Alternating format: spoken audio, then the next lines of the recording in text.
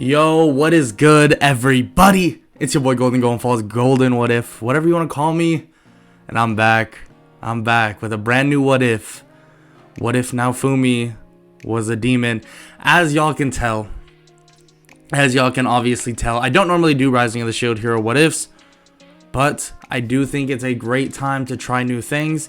And I'd love to ease everybody into more Rising of the Shield Hero because I really enjoyed the anime, and I'd love to do my own version of it, as in terms of what ifs, and maybe, just maybe, we'll have some success, just like how we have some success with Demon Slayer. I mean, it's nothing too drastic by any means, don't get me wrong, and there's going to be holes in my stories, just like how every story I have, more or less, will have holes. Yes, my Hero Academia stories have progressively gone better, but since Rising of the Shield Hero is practically brand new to me, I want you to all bear with me. If you have any suggestions for what I've been doing or what I should do, leave them in the comment section below. Obviously, be as nice as possible about it because, I mean, let's try to be nice to each other. Because I know there's going to be some things that you'll probably disagree with, and that's completely fine. And I want you to tell me, oh, maybe do this next time, maybe do that next time. So just keep that in mind. I'm going to try my best to go about this the best I possibly can.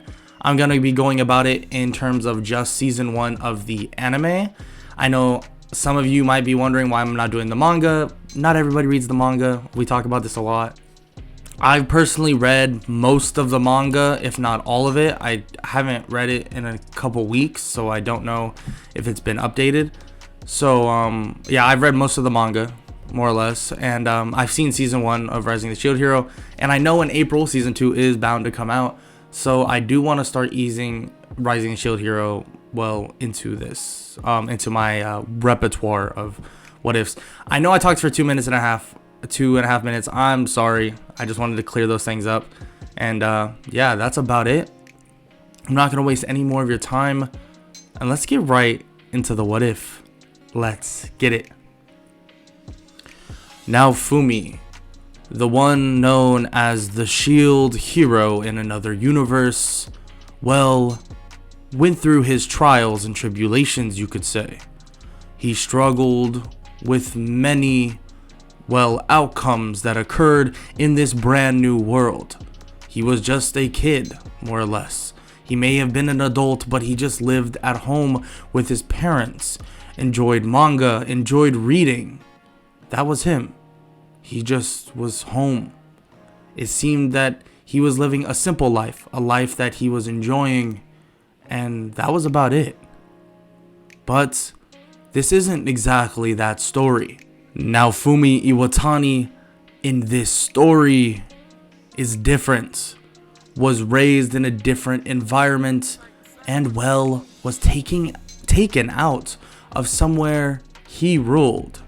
He believed to have so much control in this world filled with demons. Naofumi was more or less the king of them. A demon that would live forever. A demon that, needed his bloodthirst for, killing to be fulfilled. A demon that conquered over his own world. Someone that lived his life, you could say, to the fullest. In a past life, or maybe in a different universe, Naofumi lived the same way. He lived happy, but in this case, being happy is very circumstantial. For a demon like him, being happy meant conquering. Being happy meant controlling. One day, Naofumi sought more power, more something. There was something he was missing in his life, so he sought after it, leading him to an odd library. It seemed that it was run down, broken. The books were entirely burned, scorched to the ground because, some other cultists did so. But he walked up to one single book, a book on a pedestal that wasn't burned. It seemed that the books all around it were burned as well, but the book automatically opened and began to get read by Naofumi. He begins to read it, learning about a fantasy of 4 heroes: the spear, the sword, the bow, and the what? What is next? What do you mean there's nothing there? The sword, the spear, bow. What is the other weapon? Everything about this said weapon is scratched off. There's nothing of existence. There's nothing there. What does that mean? What does that have to do with? As Naofumi contemplates this book begins to glow, and out of nowhere, he's teleported to a place unknown to him, and he's confused. There stands 3 other people. The spear, the sword, and the bow hero stand next to him. Just seemingly normal kids. Normal, adults, or maybe even, teenagers stand next to him. But he's not so sure at what's happening. But he looks to the side of his waist and he sees something odd. A dagger. Now what is that doing there? Am I the missing weapon? Did they know about their weapons when they were sent here? I wonder. Naofumi doesn't want to speak with these people. Frankly, he doesn't trust them. Doesn't trust anybody. Why would he? They're just random people. And eventually, these other, actually random people to him, greet them. It seems that they were, sent here, or at least summoned here for a reason. They begin explaining that the king will address them very soon, and actually will do so right now. So they're sent up, and the king begins addressing them, saying that there are the 4 cardinal heroes that will more or less save this world, save this kingdom. The king begins explaining this, but looks around to see that there is no shield hero. He begins to smile, but his smile becomes serious once again when he begins speaking, and thinks that the shield hero must have not been summoned for real. Maybe he's gone forever. This would be a positive for this. The shield hero was never good for this world anyways. So, all of them begin to more or less introduce themselves. One by the name of Motoyasu introduces himself. Then Ren, then Itsuki. And then Naofumi introduces himself as well, and bows slightly with a smirk on his face. The king says that they are the 4 cardinal heroes, but it seems that things have changed. They have the bow, the sword, and the spear, but it seems that Naofumi is different. There is no shield right now. There's something else. Naofumi picks up his dagger and spins it. I guess I'm the dagger hero, you could say. It's interesting, a matter of fact. I've never wielded such a weapon. The king is surprised by this, and the other 3 heroes ask why would he wield a weapon in the first place, and maybe did he go to war or of some sorts. You could say that. I've gone to war. I've seen hell. And I'm still here. So I'm very fit to be this, whatever you want to call this cardinal hero of some sorts. The king nods, thinking that that's great to hear, that maybe with someone with experience and not the curse of the demon of the shield or the devil of the shield will help them. And to a certain extent, he'll be right. But he's missing a lot of factors. That's when they finally bring up the idea of paying and getting money. And eventually that does become a topic. And they talk about getting money as well. And the king tells them that they'll get suited with proper amount of money, but also a proper team. But first, they will go back to their living quarters that they'll be staying at, and they get some rest until the next day. So they head back, and they begin chatting, with Naofumi not really intertwining in their chat. He's not really big on it, but they do speak of the properties of these weapons, and that it's like a video game of some sorts, and Naofumi continues to listen as they explain that it's some sort of game. There's different aspects of it. There's like a leveling system, attributes, and other things like that. And they begin comparing video games, and they ask Naofumi about it. And Naofumi shakes his head, saying he doesn't play video games. That's not his thing. But frankly, it won't matter at the end of the day. They ask him why it won't matter, and Naofumi explains that he has, well, experience in other regards, so he'll figure it out, and it's no real reason to worry. They all three nod, thinking that he's just some sort of war hero by any means, so they just go along with it. I mean, obviously Naofumi doesn't want to spoil the surprise, eventually leading to the next day, in which they get their parties. And actually, Naofumi still doesn't get any party members. He's not deterred by this by any means, but people are afraid of his demeanor, the way he acts, and also, well, they heard he's never had experience with, well, this whole, well, video game-esque type of world. So, he gets nobody to come with him. And in this world, Mine doesn't even join him to betray him. There's no reason to do such a thing, especially when it's not the shield hero. But everybody is very, very questionable in terms of Naofumi. They're not sure that he'll be any better than the shield hero. But that doesn't matter to him. He knows what he must do, and well, he decides to do it. The training begins, and he leaves and begins to try to figure out the best course of action to gain XP, eventually fighting these small orb-like creatures that are orange with sharp teeth, and he's easily able to defeat them. He can feel that being a demon in this world is having its effects.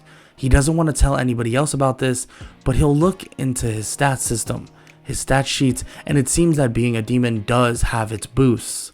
It's odd. It's as if the world knows that he was a demon in his other world.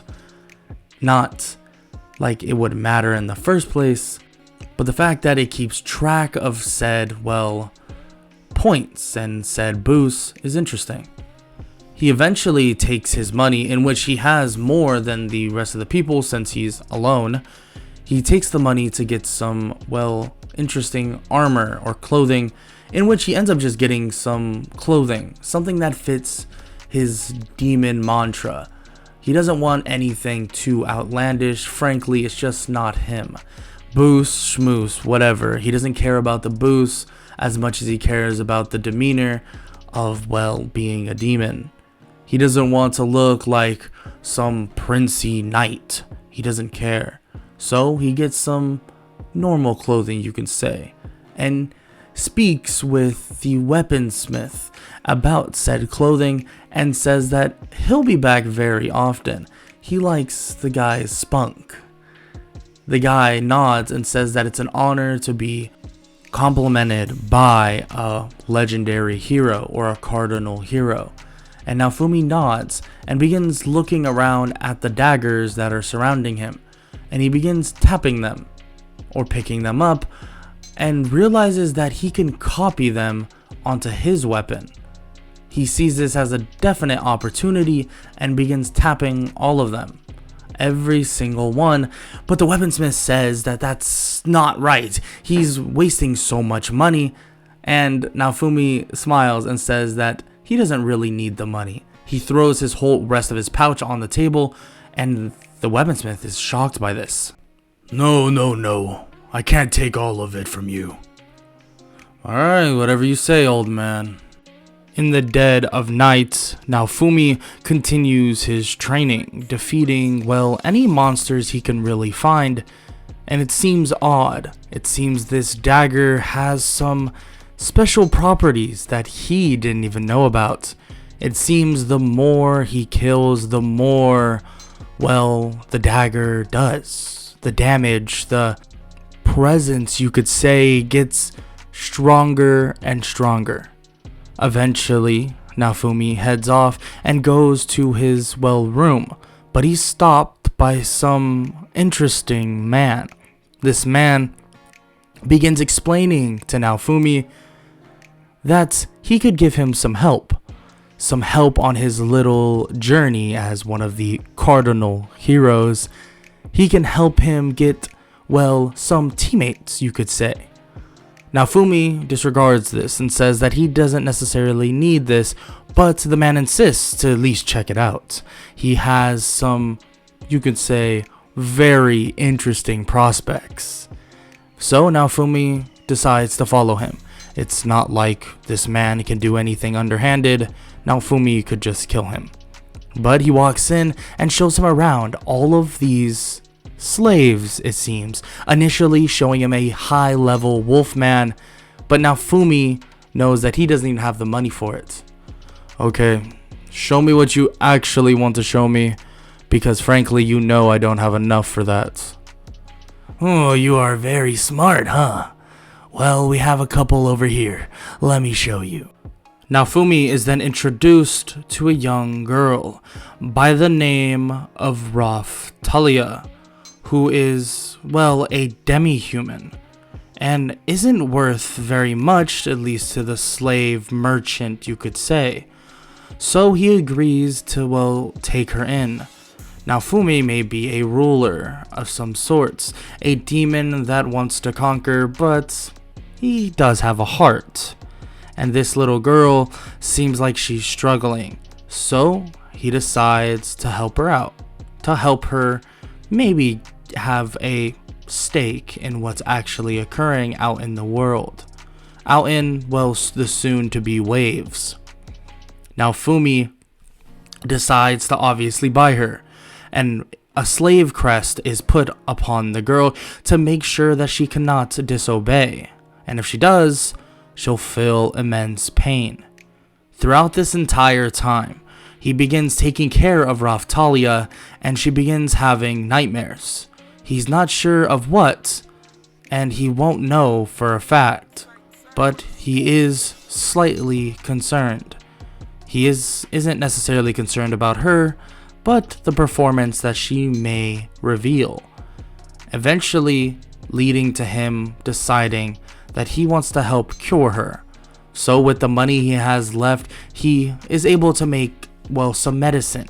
He goes to different shops and eventually gets the perfect brew to make sure that she's just a-okay in the coming days, eventually leading to her being fine. This goes on to him telling her that, well, he and her will be kind of like partners in crime in a way. I mean, I guess for good. And he explains that he'll get her a weapon and they'll begin training. So that's what they do. He begins training with her, but her inherent fear of blood begins showing. It begins showing that she's so terrified of blood that she can barely kill a bunny rabbit. But eventually this leads to, well, Naofumi breaking her free of this fear that she has. And then obviously Naofumi realizes that this girl may need an extra push in the right direction. And this opportunity will occur when they both leave for the capital of a small town by the name of Loot for a mine to collect a valuable ore. But this time comes when they're attacked by a high-level dog monster. This monster charges at Naofumi, and he decides that maybe this is the best course of action. He can have Talia conquer her fears by killing this beast that she seems terrified of. Naofumi takes it on and gets injured in the process. Or at least that's what Naofumi wants Talia to think. This injury actually forces Talia to realize who has been taking care of her, who has been loyal to her as much as she's been loyal to him. So she attacks the beast and is flung away, but it doesn't matter. Naofumi instantly stabs the beast in the chest and begins to sap its energy, eventually leading to the beast dying. Naofumi helps her up and gets on one knee and pats her on the head, saying that she did a great job, that fear is inevitable, but letting it overtake you is another thing. Raphtalia hugs her and, well, she cries in his arms, and Naofumi says that he promises to help her out and take care of her, that it's no worries at all. A month of leveling and preparation for the first wave of its kind, at least in the generation of these cardinal heroes, well, ends. And that wave will basically begin with a now rapidly matured Raphtalia and Naofumi, who are heading over to the Dragon's Hourglass to see the time remaining basically in the capital's cathedral, which they're able to find just that, in which they actually meet the other three heroes as well, and they actually don't have anything against him. They ask what's been going on, and he just explains that he's been, well, working, training, other things like that. They then ask, well, who this person is. They thought that he didn't have any party members, but he says that he actually has one. Her name is Raphtalia. Raphtalia introduces herself as, well, normal, but Monteyasu thinks very oddly about the, well, slave crest on Raphtalia herself. But he doesn't bring it up, at least not at the current state right now. Eventually leading to, well, the next day, in which that's when the wave begins. Basically, while the other heroes and their allies rush to defeat the main force, Naofumi and Raphtalia decide to hang back and actually head to help Lute. Yeah, Naofumi might not be too fond of most people, but Lute has been very, very helpful to him, helping him in various ways, living there for a short amount of time during their training, and other things like that. So he wanted to make sure everybody there was safe. But when he arrives, he sees tons of zombies, skeletons, and various other things like that. They protect everyone they possibly can, even until the knights arrive, and they actually listen to Naofumi. Naofumi tells them that he needs help, well, helping out the rest of the people of Lute, making sure that everyone is brought to safety, in which the knights actually agree with him and decide to help him out during this whole ordeal. So they protect the villagers, and eventually the main boss is defeated, in which ends the entirety of the wave. The villagers actually end up thanking Naofumi. No reason to thank me. It's just fine. But maybe you should get to the point where you can protect yourself. Me and Raphtalia here won't be here all the time. So, some of you need to be able to be strong.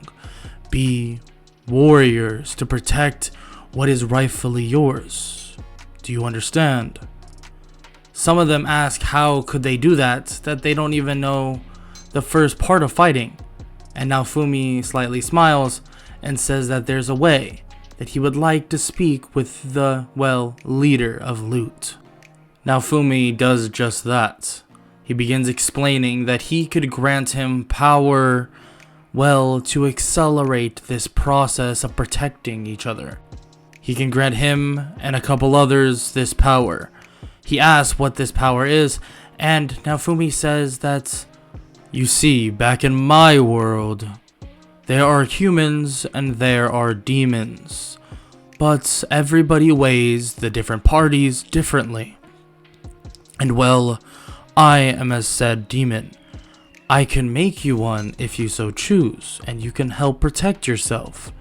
Being a demon gives you enhanced strength and various things like that.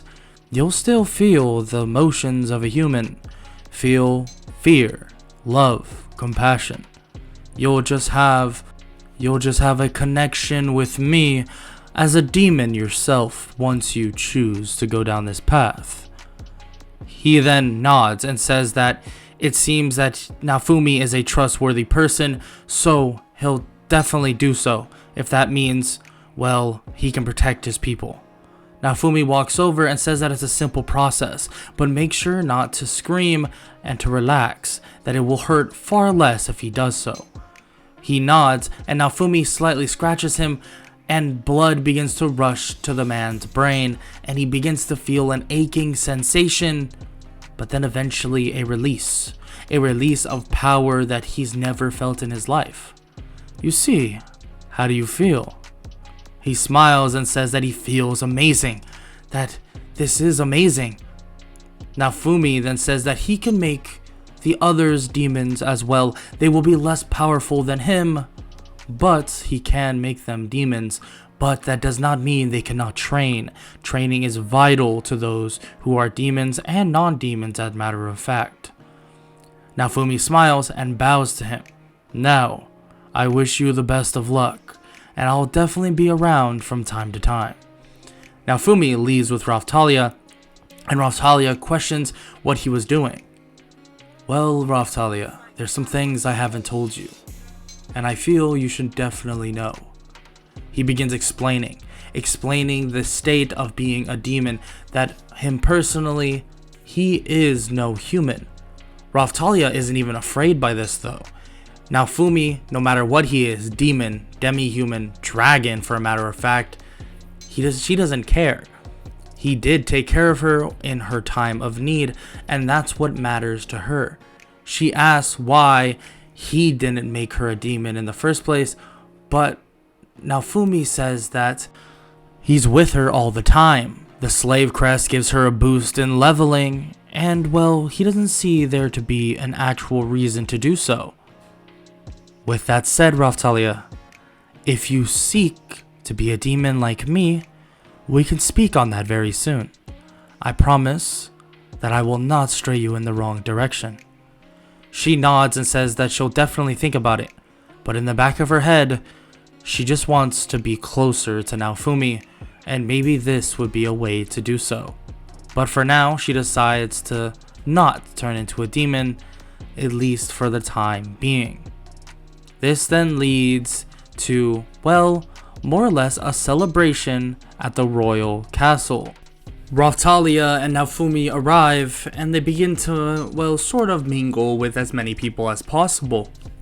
Everything seems to be a-okay, but Naofumi begins to get a odd feeling about something, an odd feeling about Monteyasu.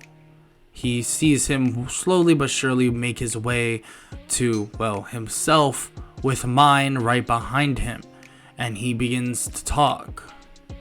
I've heard that you have, well, a slave in your group. You enslaved this demi-human. You can say it like that. I mean, I guess I enslaved her, but I took her out of a slavery, well, market? Why does it matter to you? Isn't slavery legal? Monteyasu says that a hero shouldn't do that, that one of the cardinal heroes should never enslave anybody, but Naofumi replies once again, so who's coming to this decision? You or the person that has a chain around your neck? The girl behind him, by the name of Mine, says that that is ridiculous and he should watch his tone. I won't mind my tone in front of anybody. But why is this a problem? Raphtalia here is completely capable of, well, dealing with herself, fighting for herself, and, well, she seems very happy. You can ask her yourself. They go and pull Raphtalia over to him, and she asks what's wrong, and gets next to Naofumi, and is kind of frightened by the way that the other two are acting, and Monteyasu says that he challenges him in a battle, and whoever wins, well, that means Raphtalia is set free, but if Naofumi wins, he can keep her. Oh, that's nowhere near as fair. How about this? If I win, I get all of your money, but if you win, I'll set Raftalia free. Raftalia begins arguing, saying that, what are you talking about, all this free stuff? That she's here because she wants to be here. And they say that that's not what the slave crest on her chest says.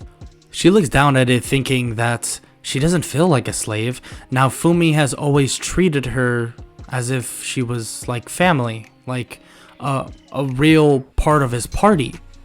So they take her away, but this time they don't actually muzzle her by any means, and they arrive at the little battle arena. Naofumi waits on while they begin their quote-unquote countdown, and as everybody watches on. Naofumi has his dagger in hand and waits for Motoyasu to, strike. I'm waiting. Are you going to strike me? Well, you asked for it. He charges forward at Naofumi, but Naofumi easily dodges and continues to kite him. You know, this matchup for you should actually be pretty fair for you. Actually, you might have the advantage. Your long-range weapon definitely helps. But there's something you don't know.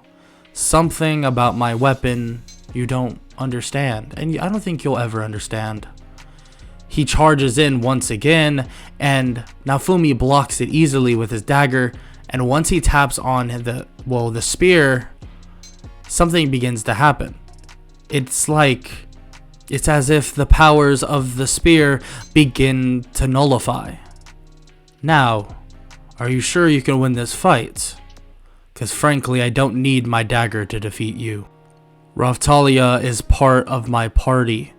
Let's make that simple. Let's make that obvious. You don't want to see the dark side of me. Now, just forfeit and we'll call it even. I won't even take your money. Motoyasu tries to strike Naofumi with a special move. And Naofumi rolls his eyes. That was the last chance I was going to give you. He punches him in the gut and stabs him in the side, flipping him and slams him to the ground. I told you, I could have let you go. You could have forfeited and we would have been even, but this is what you decided. Naofumi is deemed the winner, and he heads off, grabbing his pouch of money that he won and leaves with Raftalia, telling Motoyasu one more time to, think about his own actions first, using his own mind, not someone else's.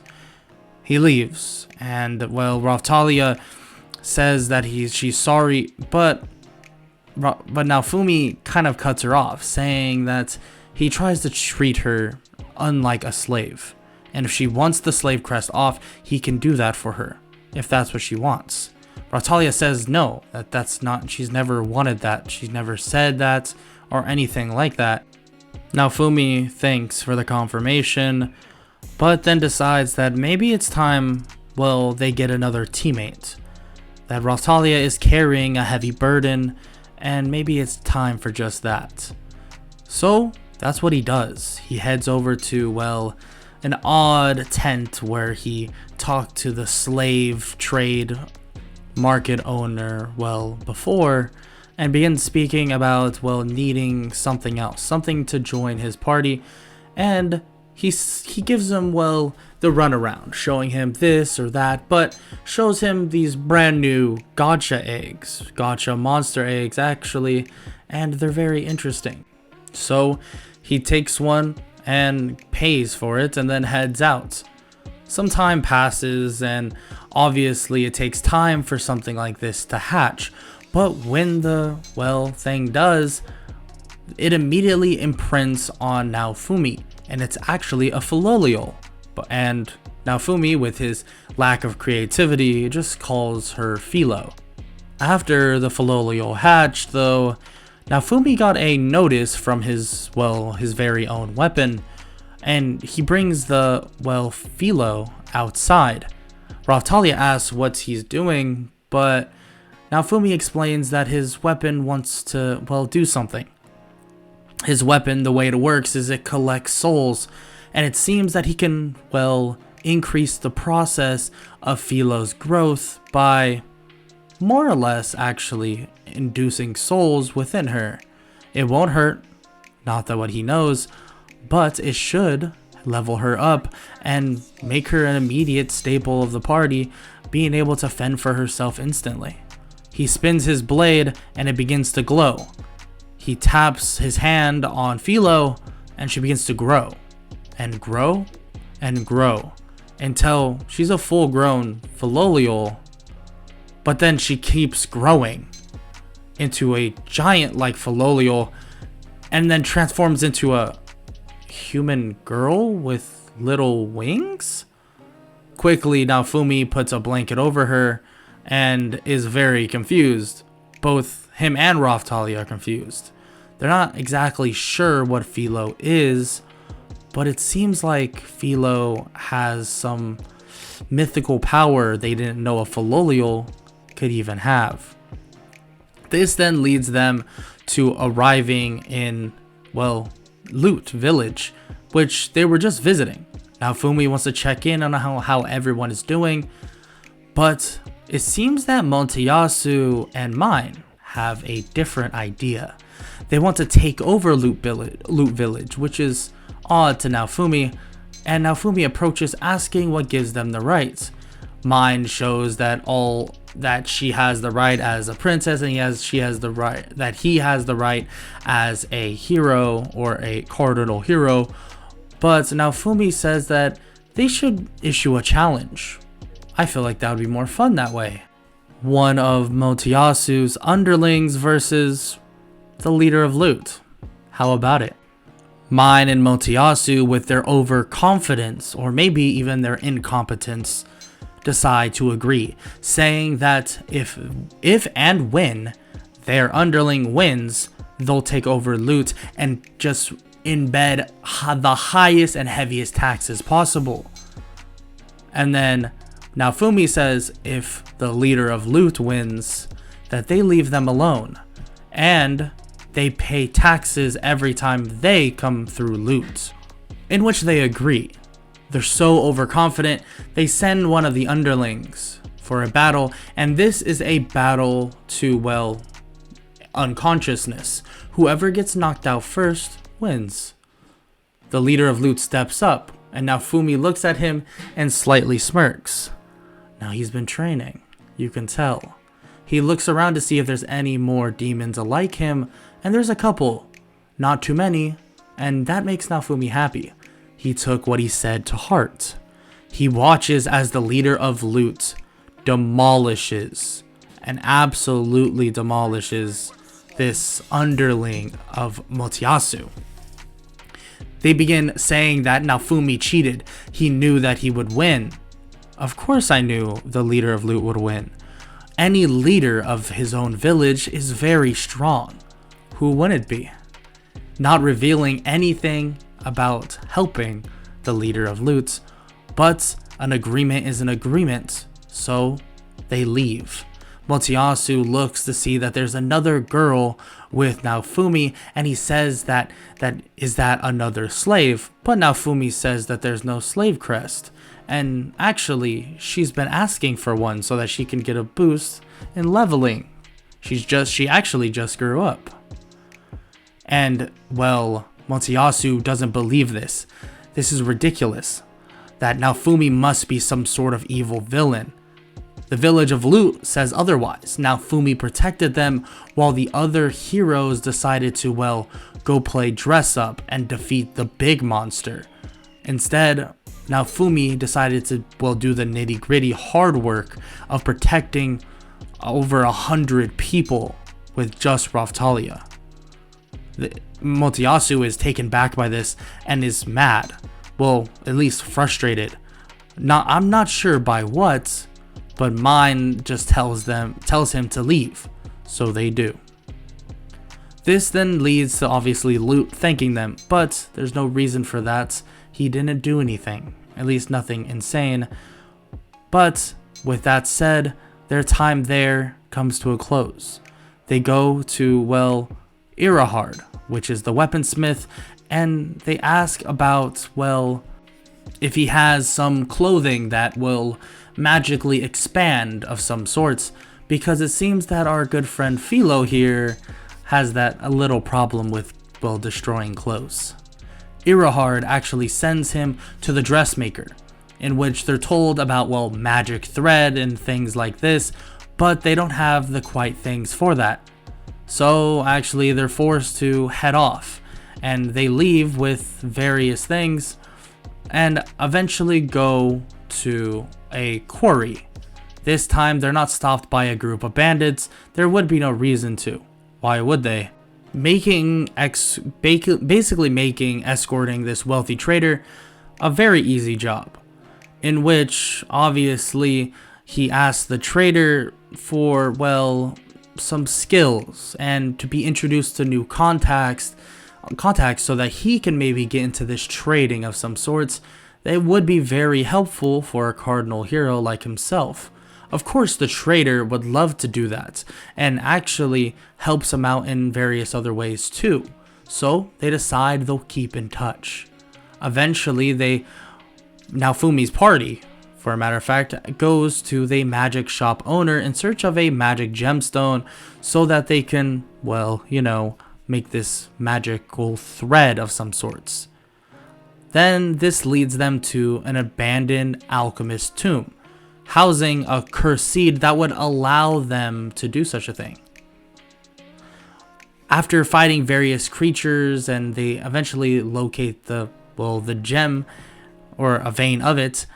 During this though, Naofumi begins to hear some sort of hallucinations. He isn't sure what these are, but it seems so real. But he knows that his mind is just being messed with. He can hear Raftalia talking about not caring about him, but that doesn't get under his skin. It seems that these hallucinations don't even know what riles him up. They don't know what he's been through in his entire life. So they break free of it, eventually going past that, finding a monster who's nested in where the gemstone they need is. Raftalia steps up with her new, abilities and tries to help out, and tries to defeat him, but even Naofumi can tell that it's not that simple. He walks forward to help Raftalia, and so does Philo. Philo kicks the big monster in the face as Naofumi stabs it in the chest with his dagger. These weird orbs begin to fly around and begin to dive into his dagger. It's as if he's taking all the souls of the previous, things that this monster killed. And eventually the monster is deemed useless and dies. They take what they need for the magical thread and return to, the magical shop to make the thread themselves. Eventually leading to, obviously, the dressmaker and making this nice dress that conforms to Philo when she transforms. After this, they're actually tasked by the trader to deliver a herbicide to a village. Naofumi and his party, though, discover that the village is overrun by something different. A monstrous plant. Naofumi is confused by this. Why would this get so out of hand? They talk to some of the locals and eventually learn of a seed from a tomb that the spear hero Motoyasu, and in his incompetence, decided to take to end this local famine. But what he didn't realize is when this plant sprouted, it came alive and started killing, attacking, and made monsters. Motoyasu was gone, but now it's Naofumi has to, clean up the mess. Naofumi doesn't like the idea of this, but with one look from Raftalia and Philo, he can't just abandon them or abandon this village. So he says fine. He says that he'll, give it a shot. Naofumi begins to plan and says that there is a good chance that he will be able to nullify all of this, shenanigans with the monstrous plant with his weapon. But there's no guarantee. He may or may not have enough souls to counteract, the amount of souls that the plant has currently. But they can definitely try. And if that doesn't work, he has another idea. something that will be interesting.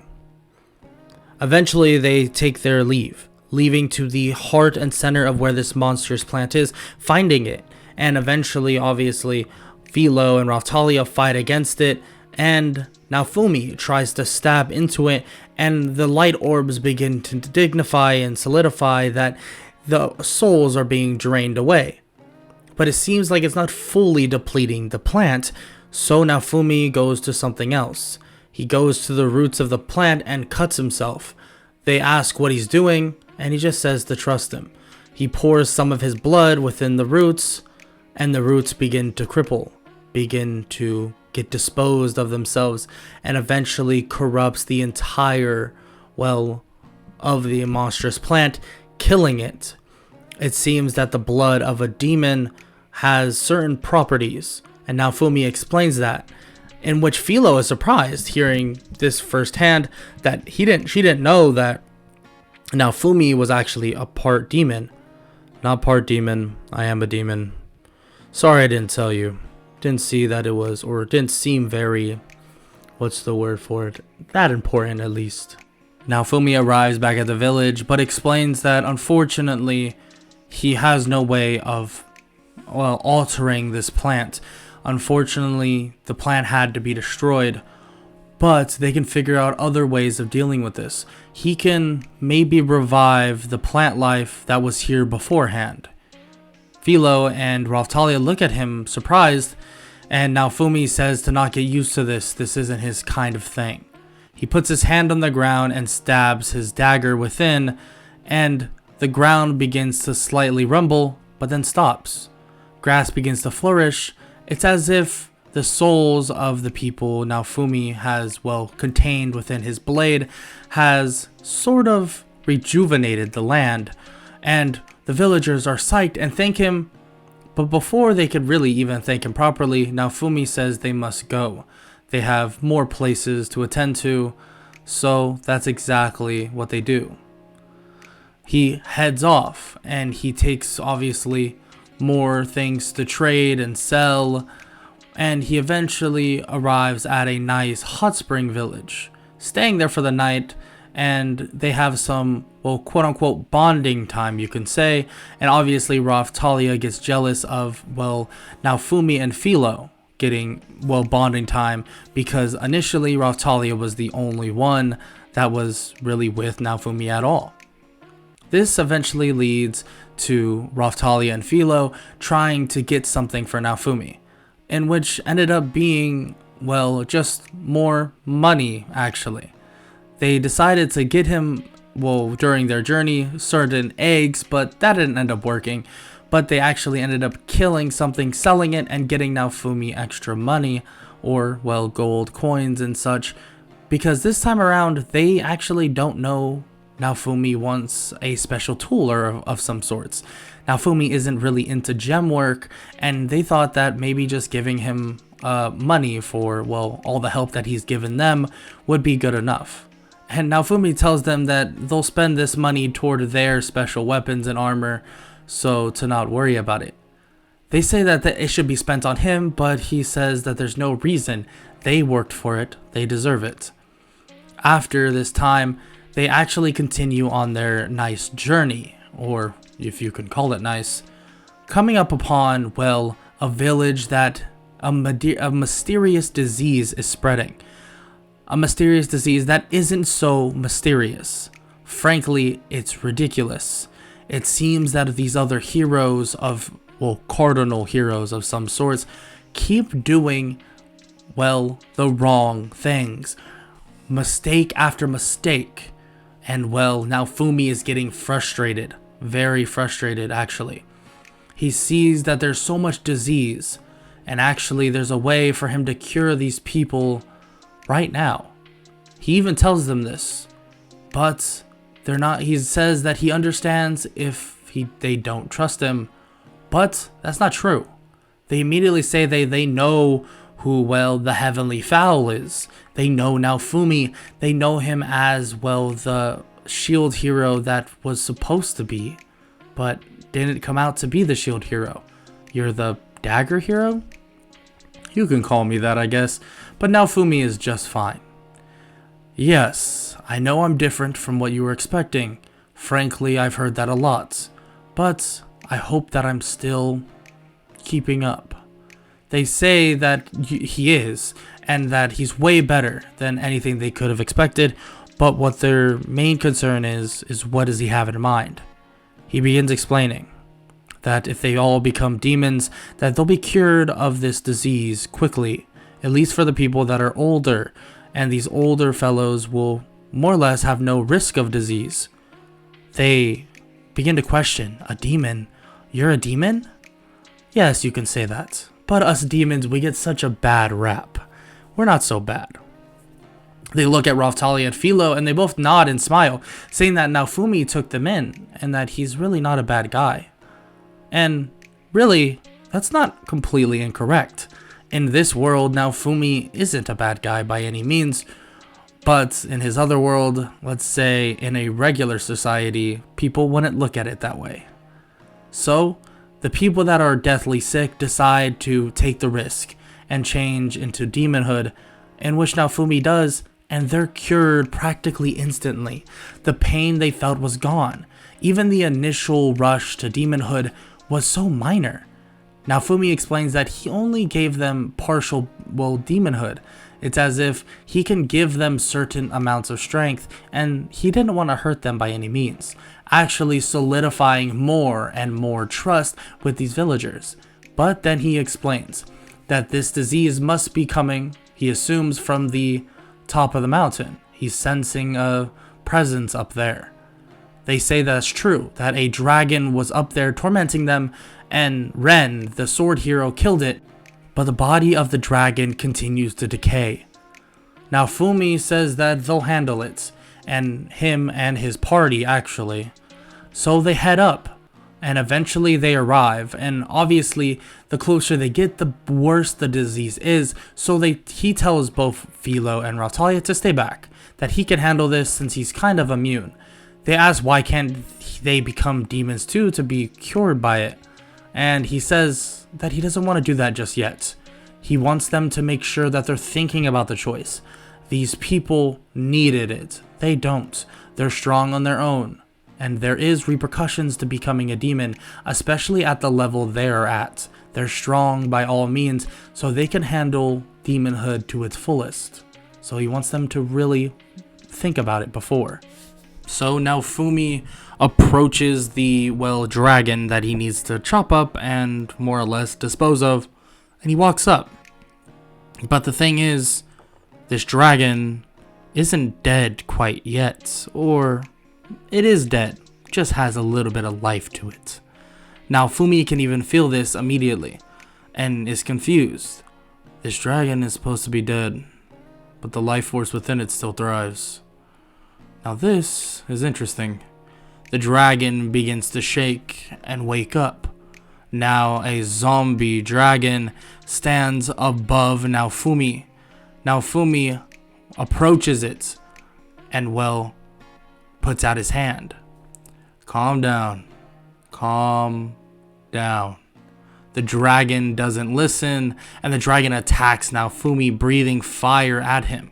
Quickly, he's able to dodge, luckily, and he's able to close the distance toward the dragon, stabbing his dagger and cutting the dragon one time.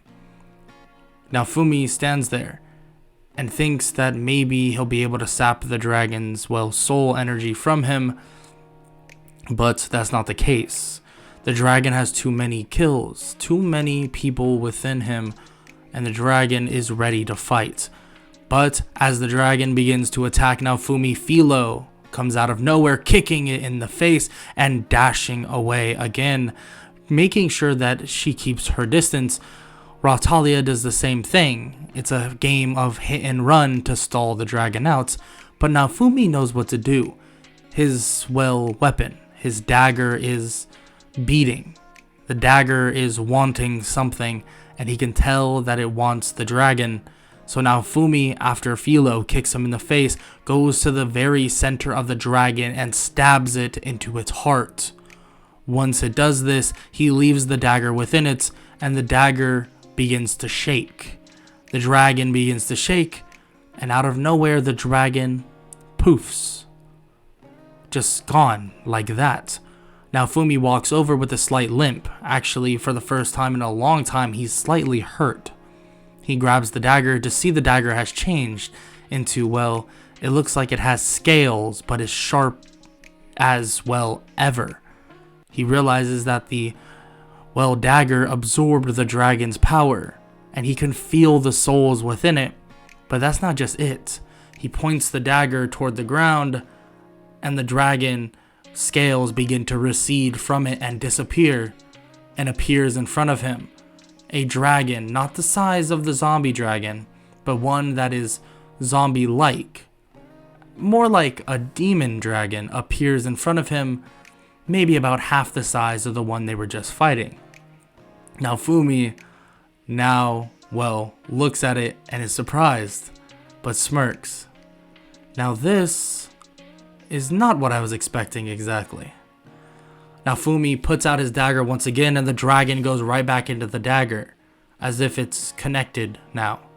He puts it in his side belt and walks toward Philo and Raphtalia, and they're both shocked by this. Don't look at me, I have no explanation for it.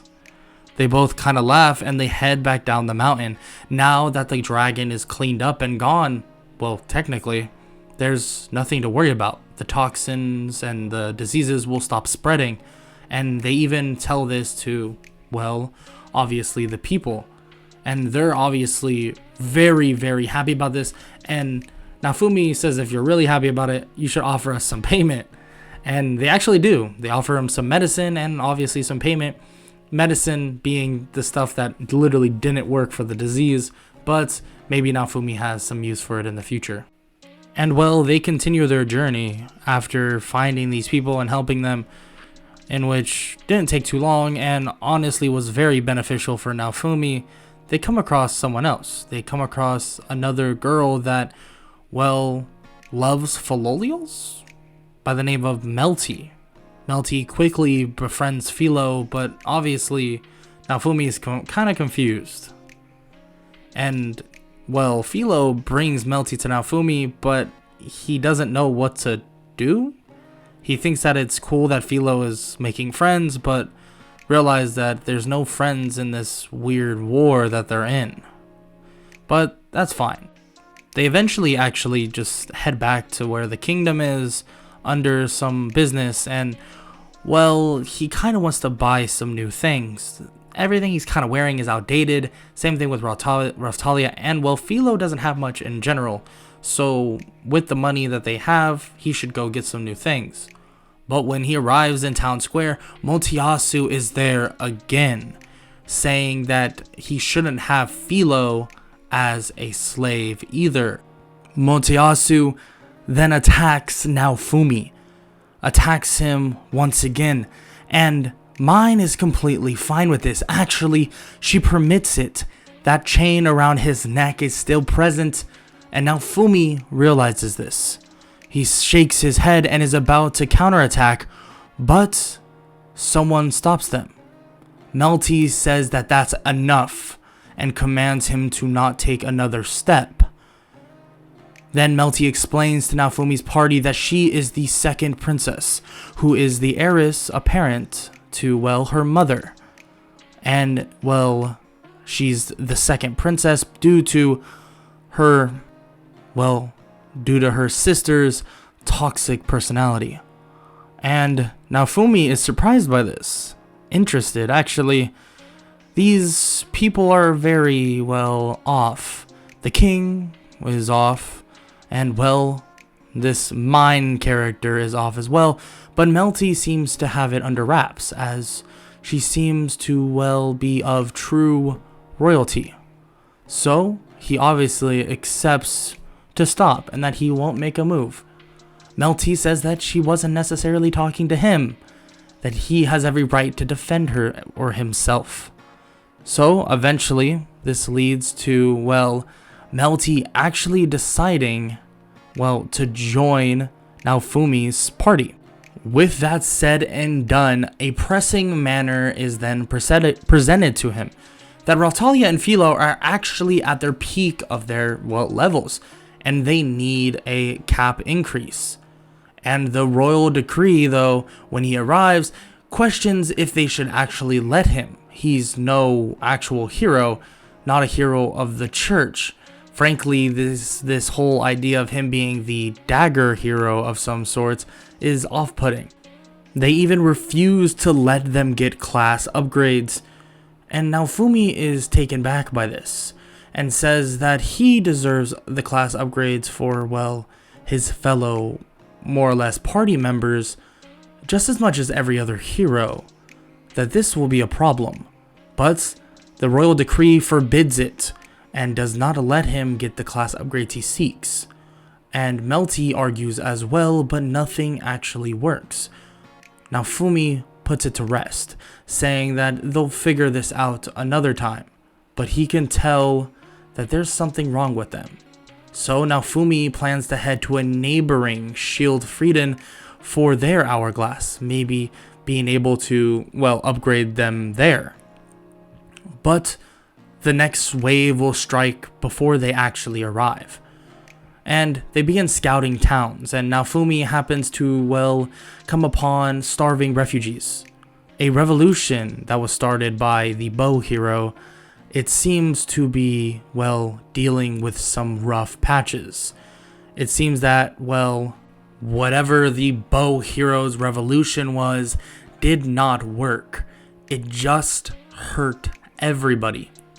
He put in a new government that is just as corrupt as the old one, and well, he obviously didn't even think twice about even checking in. It's the same thing with Ren, leaving a slain dragon corpse basically to plague an entire village. Same thing with Motoyasu, giving a forbidden plant to these people, letting it grow wild and kill and hurt the people that are there. This is a problem that Naofumi is seeing. And Naofumi feels that it's, well, time to act. He hates that he has to clean up a mess that these people have started, but it's fine by him. Maybe this will spread in his influence even further. He begins to speak with them about everything that occurred, and they talk, well, about how the very beginning of this, it was fine. And now it's horrible. It went from one horrible tyrannical ruler to another. And Naofumi looks at Raphtalia and Philo, and they both nod, including Melty, of course, who is there. And they all say that they want to, well, help fix it up. So that's exactly what they do. They help water and treat the area they best can, and Naofumi implants the ground with, well, some souls. It's ironic, he thinks. Giving souls to nature gives it life. It seems very weird, but it works out, and luckily their famine will slowly but surely regain some, well, hold, and maybe they'll be able to live a comfortable, nice life once again. And, well, obviously they offer Naofumi some money, and he takes it. He needs it, of course, with the upcoming wave very soon around the horizon. And, well, after the fact, he heads back, well, to get some food, running into both Ren and Itsuki, in which they accuse him of stealing their rewards. And he is baffled by this. Stealing. Ren, let me ask you something. You killed that dragon, correct? The dragon that was, well, tormenting those villagers, right? Ren nods and says that of course he did. That of course he did that job. Well, what you don't understand is that dragon was rotting and plaguing the village below. The dead corpse doesn't just poof out of thin air, you know? And Itsuki, you might have started a revolution, but you, my good sir, started another tyranny. I had to fix that for you as well. So if you're talking about stealing something, let's talk about stealing the lives away from these people. Now, I think we're done here. Melty has to get back to the castle, and, well, I want her to be in a safe place when this wave comes around. Like I said, we do have about 24 hours, am I right? He leaves with Raphtalia, Melty, and Philo, and Melty says that she would be just fine while helping out, that she can help But Naofumi says that he doesn't want that quite yet. If she wants to join his party in the future, maybe. But she is still royalty, and there's no reason for her to get her hands dirty at this point. At least not right now. So later on, Erhard gives Naofumi upgraded armor, gives his party upgraded armor, and he returns him with obviously some money. And the loot party that actually helped Naofumi in the past goes to him, saying they want to help out the best they possibly can, and he decides to let them. The thing is, I'm not going to be there to protect you, so you need to be able to hold your own. So take this. He throws them, well, money, and begins explaining that they want him, well, he wants them to buy better gear and all that, and he'll see them later. He adds them to their party, and they slightly bow, saying that they'll make sure to make him proud, and he smiles, realizing that the reach of, well, his influence is slowly but surely getting further and further. After the fact, Raphtalia and Philo begin asking about something, about the fact that they can't, well, upgrade or do anything like that, so should they become... And Naofumi looks at them and says that he'll turn Raphtalia into a demon if she so chooses, but he wants to hear it from her. She nods and says that she wants to become a demon like him, and that it doesn't seem like there's any bad parts about it. And Naofumi says that as long as your mind stays sharp, there won't be anything bad to come about it.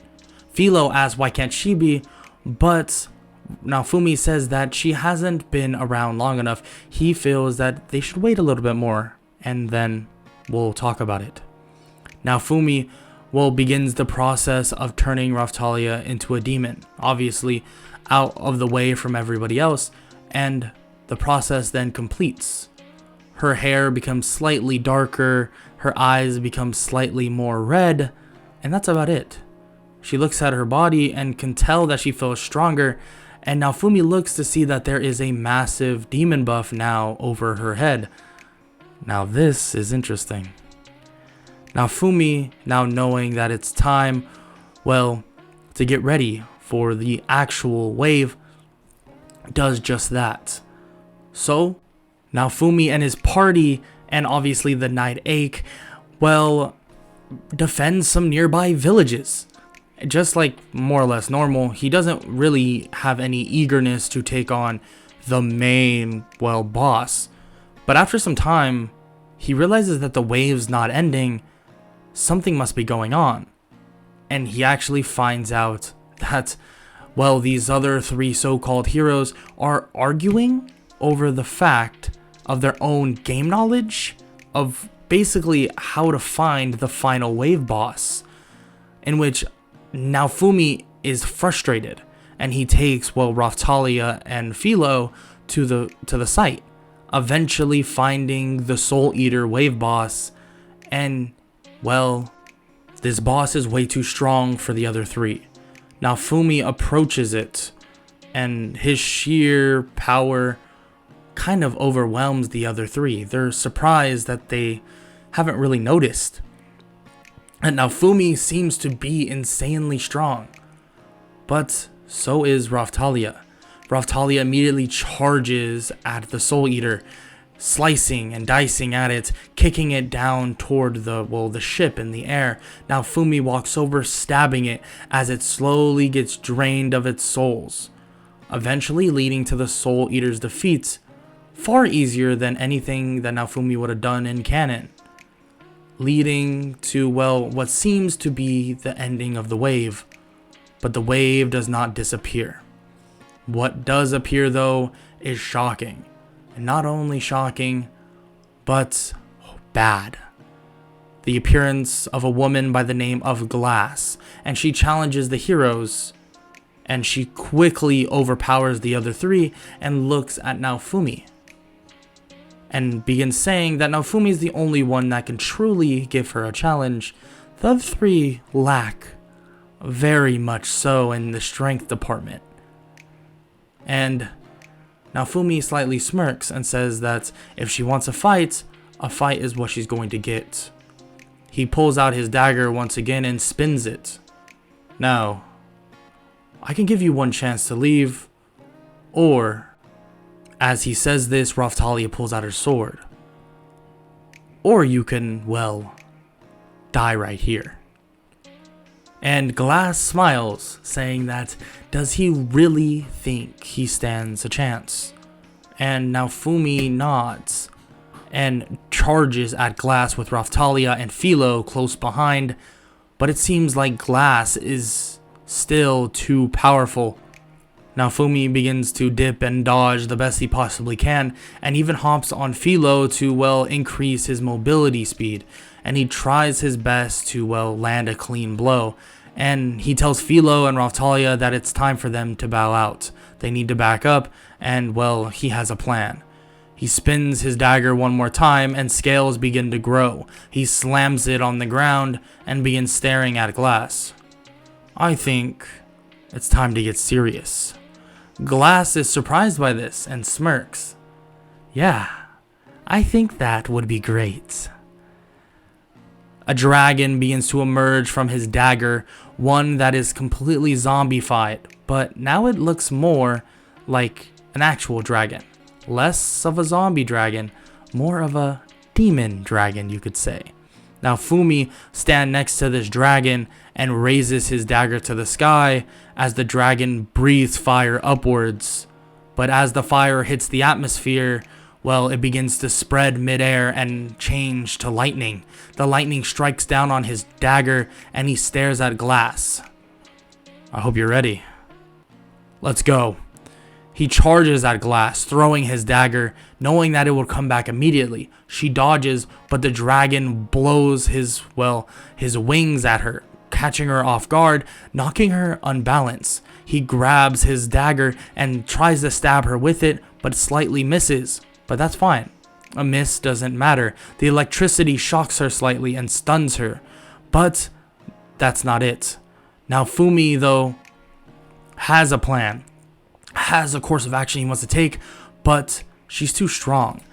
Glass blasts him in the chest and slices him with her fan and pushes him away. Glass realizes that he is very, very strong, but not strong enough. She remarks that, well, he needs to get stronger before their next encounter, or else there's a good chance, well, he'll die. Naofumi looks at her and says that bluffing doesn't help. Strong or not, I know you have a weakness. Trust me, everyone does. As he says this, Glass scoffs and is kind of pissed, realizing that he must know something more than what she believes, but leaves it at that. And the, well, rift in the sky begins to pull her back, and she's forced to leave.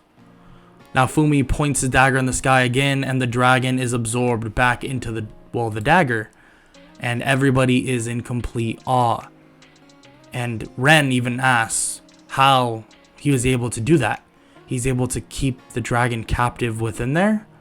And he nods, saying that it seems that, well, when the dragon died, it became a zombie and started attacking me. But luckily, my weapon is perfect for just that. Luckily. But that wasn't really the main issue. The main issue was the fact that these heroes are just not strong enough, not ready. And Naofumi makes that blatantly clear. After what you could say a sort of successful wave, I mean, obviously it didn't go exactly to plan, but it did go in the favor of them, thanks to Naofumi. But this all sent them back to, well, the castle. And when they arrived, and obviously they were summoned back, the king begins to ask Naofumi of these abilities he was showing. That no hero has ever shown these abilities. And Naofumi says that he isn't the hero that, well, was once known to this world. He is a dagger hero, or whatever you want to call him.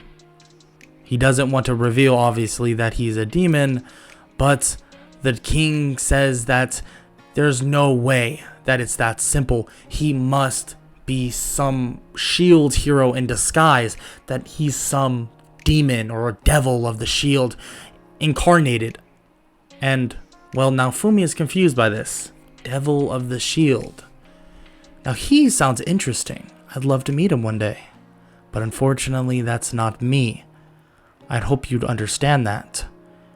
Well, the king isn't fooled, or according to him, and says that he'll make sure that, well, since he can't punish Naofumi, he'll punish Philo and Raphtalia in place of him if he does not spill he's cut off. Now that's where you're going too far. You can threaten me. I don't mind at all. You don't scare me, old man. But you're threatening my party members. That's where the problem lies. I, personally, will put you in a grave. Now, me and my party are leaving. We have things to deal with. And I recommend you don't mess with me anymore if you actually want protection. Now, I'm going. Naofumi heads off with Raphtalia and Philo, and Melty tries to talk to her father about everything that's happening, but Mine refuses to let the idea that this Naofumi character has something wrong with him. But that doesn't matter. Naofumi gets a, well, very interesting warning. A woman that seems covert, seems like an assassin of some sorts, it seems, well, begins to explain that the church is conspiring against him. Just like the shield hero before him, they think that he's somewhat associated with him. So, that's what they're doing. Conspiring against the quote-unquote heir of the shield hero. And Naofumi, well, talks about the manner of speech she's talking in, and she sounds interesting. That she must be, well, that doesn't matter. Thank you for the information. The woman immediately disappears, and, well, Naofumi goes off as well.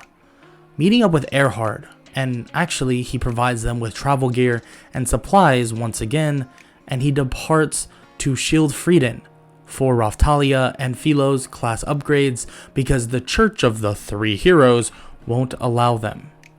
And when they're en route, they're actually met up by Melty, who is kind of mad that he left her, and he apologizes, saying that he should have thought first.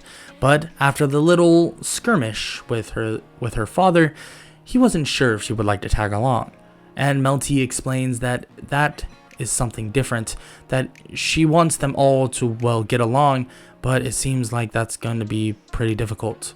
She asks Naofumi if they could reconcile somehow, if they both reconcile, but Naofumi says that he would. But the thing is, that's just part of a situation like this. Things like this happen. But Naofumi gets an uneasy feeling. He tells Melty to get behind him. Get behind me, please, Melty. Wait, what's happening?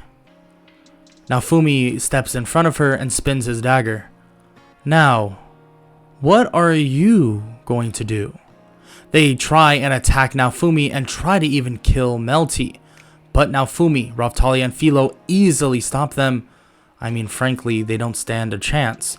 They easily knock them out and throw them back on their horses and such and let them ride off. Well, at least the people that were unconscious. But the problem is that this idea will make it so the knights will tell everybody that he's actually taking Melty hostage. Naofumi looks at Melty and tells her that that was a planned assassination and he knows exactly who did it. Melty says that she has no idea, but Naofumi tells her that it was most likely her sister. Second heir to the throne, if she dies, the third, well, the next heir is up in line, correct? Melty says that that wouldn't happen, right? But he's right. This whole kidnapping was then recorded, of course, and it supposedly makes him a fugitive, and that Melty is totally kidnapped. Planning to protect Melty no matter what, Naofumi decides to just, well, go on about their business and hike to a nearby, siltveld. Well, at least hike up the mountains till they reach a nearby siltveld. At the night, a loose rock nearby, though, alerts guards. Mine is there and says that she's here to save her dear sister. But Melty looks at her and says that she's always been a terrible liar, and that making Naofumi a fugitive was a bad idea. Motoyasu is also there and, tells them to stop moving and don't, move an inch. And that Naofumi is brainwashing Melty and the rest of them, obviously based on Mine's, idea. Naofumi says that that's ridiculous. He's never shown any instance of brainwashing at all, and that it's obvious that, Mine has a chain wrapped around his neck about this. And, Itsuki and Ren, though, doubt Mine heavily. Doubt, actually, Motoyasu heavily. Naofumi has shown none of this. Has shown that he's only helped, not hurt. So even Itsuki and Ren step up and say that that doesn't make quite much sense at all, don't they think? And, Naofumi says that if Melty wants to go back, she can. But Mine over here needs to prove or admit that she was trying to assassinate her little sister. And she said that she would never do such a thing. And, Naofumi smiles and says that she is truly a bad liar. So, Naofumi takes Melty away with him, and Itsuki and Ren actually stop them from making another move. But not stop Naofumi. Stop Motoyasu and Mine and the rest of the knights, saying to let him go. That he's obviously not kidnapped her, they're not brainwashed, and that it's time to let it go. And they have questions for Mine about this whole, let's say, assassination thing. Eventually leading to Naofumi causes for, an investigation to happen because of a church pendant that he gives Ren. He leaves with everybody, and while leaving, heading up for Siltveld, he runs into somebody. He runs into somebody that, warned him about the church in general, and he, is spoken to about meeting the queen. Melty, will this be worth my time? Melty looks at him and says that obviously this is ultimately his choice, but she personally feels that this would be sincerely worth his time to at least speak with her, if he has fast way of traveling. Naofumi sighs and says that he does. He asks for directions and says that Melty tells him that she can show him the way. So that's exactly what happens. Naofumi raises his dagger and his dragon appears, and they all hop on and fly off. Flying off all the way to, meeting with the queen. Eventually, they meet her, and they talk for a little bit. Naofumi explains the entire situation, saying that yes, he's no shield hero, and he realizes that he doesn't know who this shield hero is. And, the queen begins to question who Naofumi is in general. You seem different than the others. You came from a different world, it seems. No normal person. There's something else to you. Even to Raftalia now, correct? Naofumi looks at her and looks at Melty, and Melty nods. I can trust you sincerely. Truly? Of course you can. I am the queen. Naofumi explains that he was a demon in his other world. That's all she really needs to know, but that is why Raftalia is different, and so himself. Actually, some other people as well. You don't seem like a stereotypical demon. You seem very calm, calculated, smart. Thank you for the compliments, but truly, if you need anything else, I will help, but I need to go. She asks about the kingdom, about what's going on, and he explains everything, that it seems odd. It seems that this 3 hero church is definitely something to keep their eye on. That they seem like they're up to something. Raphtalia and Philo are confused by this, and so is Melty. But Naofumi has been thinking about this for a while. That ever since, well, they couldn't get their class upgrades, it seems that they have something odd against them. After this whole situation and scenario is squashed out, they begin flying away once again, but, well, Raphtalia and Philo ask if they can stop by some sort of manor or something to rest. Maybe they can, well, stay in. So, he decides to allow just that. They arrive at this manor, and they're actually greeted by a noble by the name of Van Richnot. Breaking the fourth wall. If I pronounce things wrong, yeah, I'm sorry guys. That's just like, I tried to find the right pronunciations.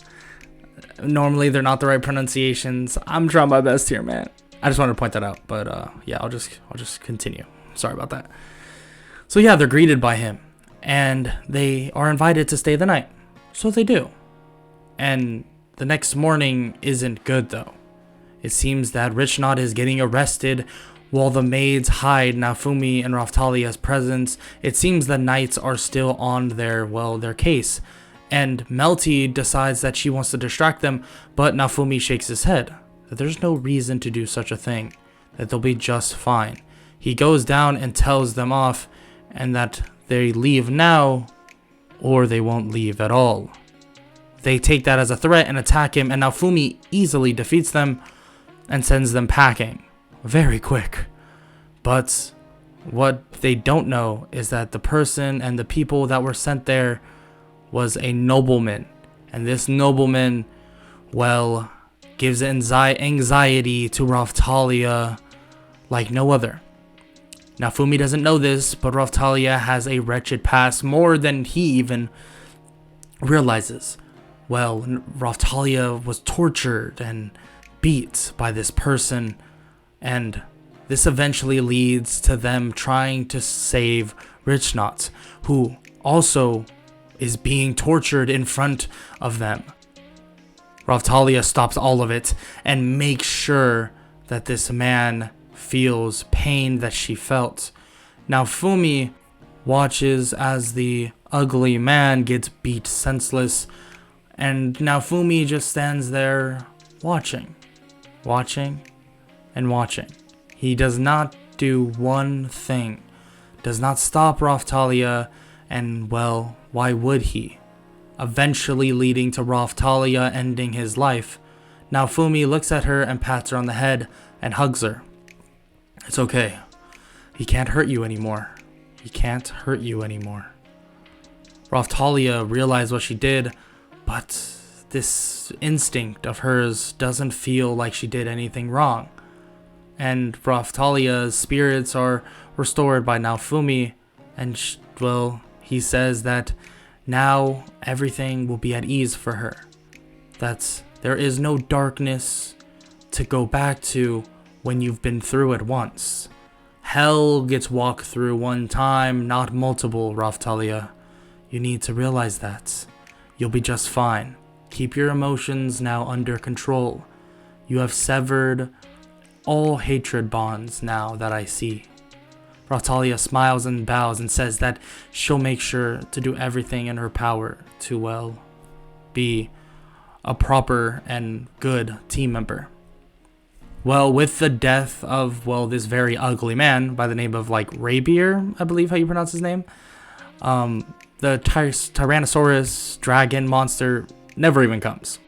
But what does arrive is a confrontation with the Philolial Queen herself. She's seen, the progress Philo has made under Naofumi and Naofumi himself. She's curious at why he was brought here instead of the shield hero, but wants to speak with him. Vittoria begins, explaining to Naofumi about the waves ravaging around the entire world, not just Melromark, and Naofumi is saddened by this, saying that he wishes he could help, and maybe he can in the future, but these heroes, they're frustrated, they're fighting within, and Naofumi is the only one that seems to want to, hash some things out. Vittoria says that she's been protecting the other nations alone to fulfill the wish of the hero that raised her. But she knows that, well, she will soon perish, and that she won't be strong enough when the time comes. She urges Naofumi to make amends, and, well, he agrees, saying that he will do whatever he can. And Vittoria tells him that Philo is going to be a crucial part to their party, and that she wants to, well, have a plan to test her if he doesn't mind. But he cannot say a word to her about it. He agrees. He puts out his hand and she shakes it. You may not be the shield hero, but I just know that you are very strong, Naofumi, and you can truly help everybody here. Vittoria then obviously proceeds with her plan. Let's say that Vittoria takes Melty hostage just like in normal, and Naofumi decides to do nothing and says that that's not his fight. He can't do anything. That's for some reason he's captured in this magic when he's truly not. So Philo is, well, limited though to her human form. While outmatched, well, Philo is able to break Vittoria's magic defense. And eventually the Florial Queen is satisfied and names Philo as her successor, which grants her an insane boost to her stats. Naofumi slightly smiles and says that this was the experience he was thinking of. That this right here can bring her over the edge. Not only this, but imagine her becoming a demon as well. He doesn't bring this up to Vittoria, but he has a feeling Vittoria knows. It wouldn't be too outlandish that she would know, just like the queen, that, well, Naofumi is a demon. And Vittoria even brings this up to him on his own. She begins talking to Naofumi and talks about this whole thing. Talks about, him being a demon and what she's heard, and if it's true. Yes, it is true. But I have no, quarrel with anybody. I'm a demon, and maybe in my other world I would have killed everybody here. But that's not what I'm here for, correct? But I will admit I have my own intrigues and wants for this world. I see. As long as you protect it is all that matters to me. Then that's what I can guarantee for you, Vittoria. This then leads to Vittoria taking Naofumi and his party to a place near one of the heroes so that, they can start reconciling, parting ways eventually. Naofumi's party then arrives at an outpost where they meet probably the worst of all of them. They enjoy, or at least can conversate with Ren and Itsuki, but Motoyasu is the one they meet up with, and Naofumi attempts to reason with him. But Motoyasu refuses to listen, accusing Naofumi of something so outlandish, Naofumi doesn't believe it. That he killed Ren and Itsuki. I killed them. How? I haven't even been there. How was I supposed to do that? Mine affirms that the church officially found evidence against him. The church found evidence against me. The people that only have the spear, the bow, and the sword. That's it. Those people found evidence against me. Do you hear what you guys are saying? You sound ridiculous. Naofumi says this, but they refuse to listen, and a fight breaks out. Naofumi tries his best to, not escalate, but the full battle begins between Naofumi and Motoyasu's party, with obviously Naofumi on the winning side, but that doesn't even matter. That's not what they're concerned about, and this proves to be true when Philo begins sensing something, impending danger from above. Philo says they need to move now, that they're all going to die if they don't. The others of Motoyasu say that they're not going to move and that they're going to be trapped in this prison until somebody wins fully. And Naofumi is pissed. Naofumi doesn't want to put his people on, in any trouble or in any type of harmful situation. He looks up and, points his dagger to the sky, and electricity begins to build up. Scales begin to appear, and the dragon appears above him. Can I stop it, Philo? Do you think? I'm not so sure. Well, I gotta try. Here we go. You ready, buddy? The dragon then roars, and they both begin to, well, power up a powerful blast. One fire, one lightning, and one built up of entirely souls. Souls that he harvested all throughout this time, and he used the maximum output of his demon strength. And the blast came hurling toward them. The blast that Naofumi and his dragon sent back at it began to push it back. But the thing is, it's not enough. Unfortunately, the blast that they sent at Naofumi begins to push back further and further, and gets so close that it feels that the mountains are crumbling. It feels that their skin is boiling until the blast dissipates. Naofumi begins to pant and says that thank God they got it done, or whatever God is out there. All of them, begin to question, but mine begins saying that it must be, Naofumi, he must have did this. But Melty even says that it can't be, that how would it be him, and why would he defend against it?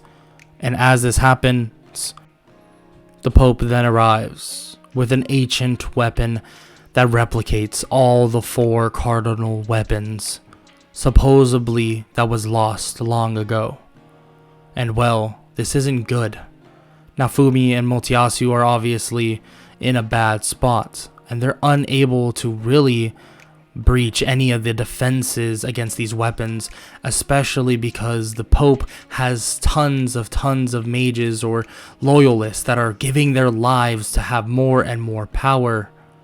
And now Naofumi realizes that this weapon is built from, the sword, the spear, and the bow. It seems that it could have the shield as well, but for some reason the Pope refuses to use it. But nonetheless, this is a bad predicament, a bad place for Naofumi and Motiyasu to be in. But luckily, they're able to get some help very, very soon.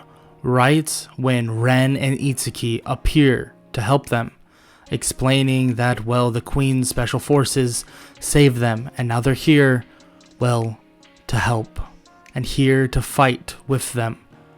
Given the harm, everyone has caused, it's time to pay their dues.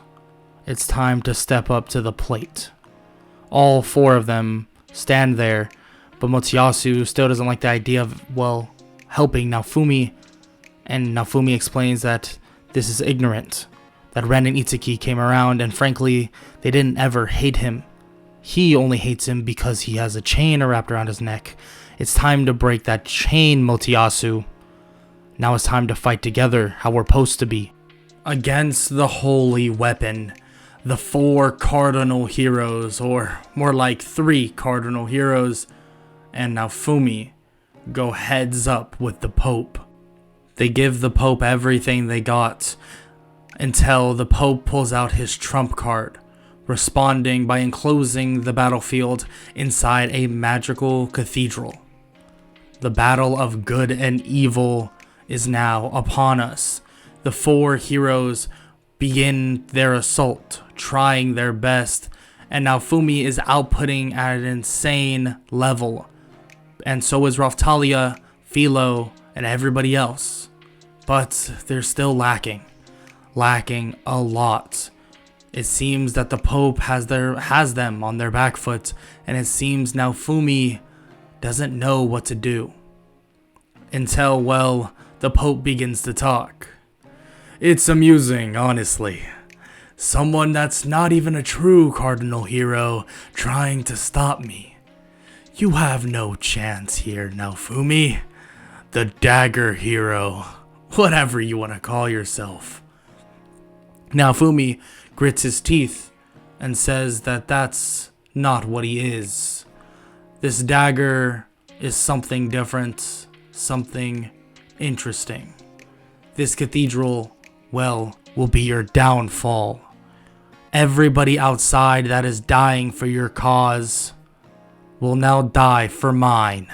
He stabs the dagger into the ground as souls begin to emerge and fly into the dagger.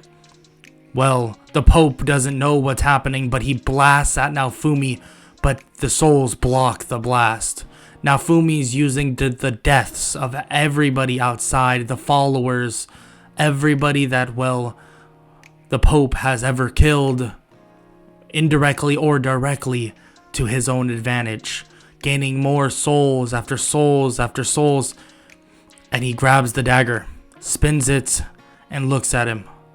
Now, what you don't understand is that I won't give in, and I am no dagger hero. That is kind of lame in my opinion. I'm, just call me the demon that will kill you. Naofumi stabs his dagger into himself, and Raftalia and Philo question what he's doing, but the souls begin to transfer into his body more and more, and his body begins to grow and, form something different. A demon that is terrifying. A cloud of smoke covers him, and it seems that he's in another plane of existence. Immediately, he pulls the dagger out of his side and, points it at the Pope. The dagger begins to grow longer and longer until, the dagger is something of different proportions. It looks as if it's a sword, but not just any sword. It looks like a claymore type sword, and it's just covered in dragon scales and demon blood, and even, the mist that is surrounding him. Everybody there stares in shock. Naofumi has now changed. Philo and Raftalia and Melty even ask if, he's still the same. He begins to, struggle, and his eyes turn red, and the mist continues to overwhelm him. Claws begin to emerge, and his claymore begins to get sharper and sharper.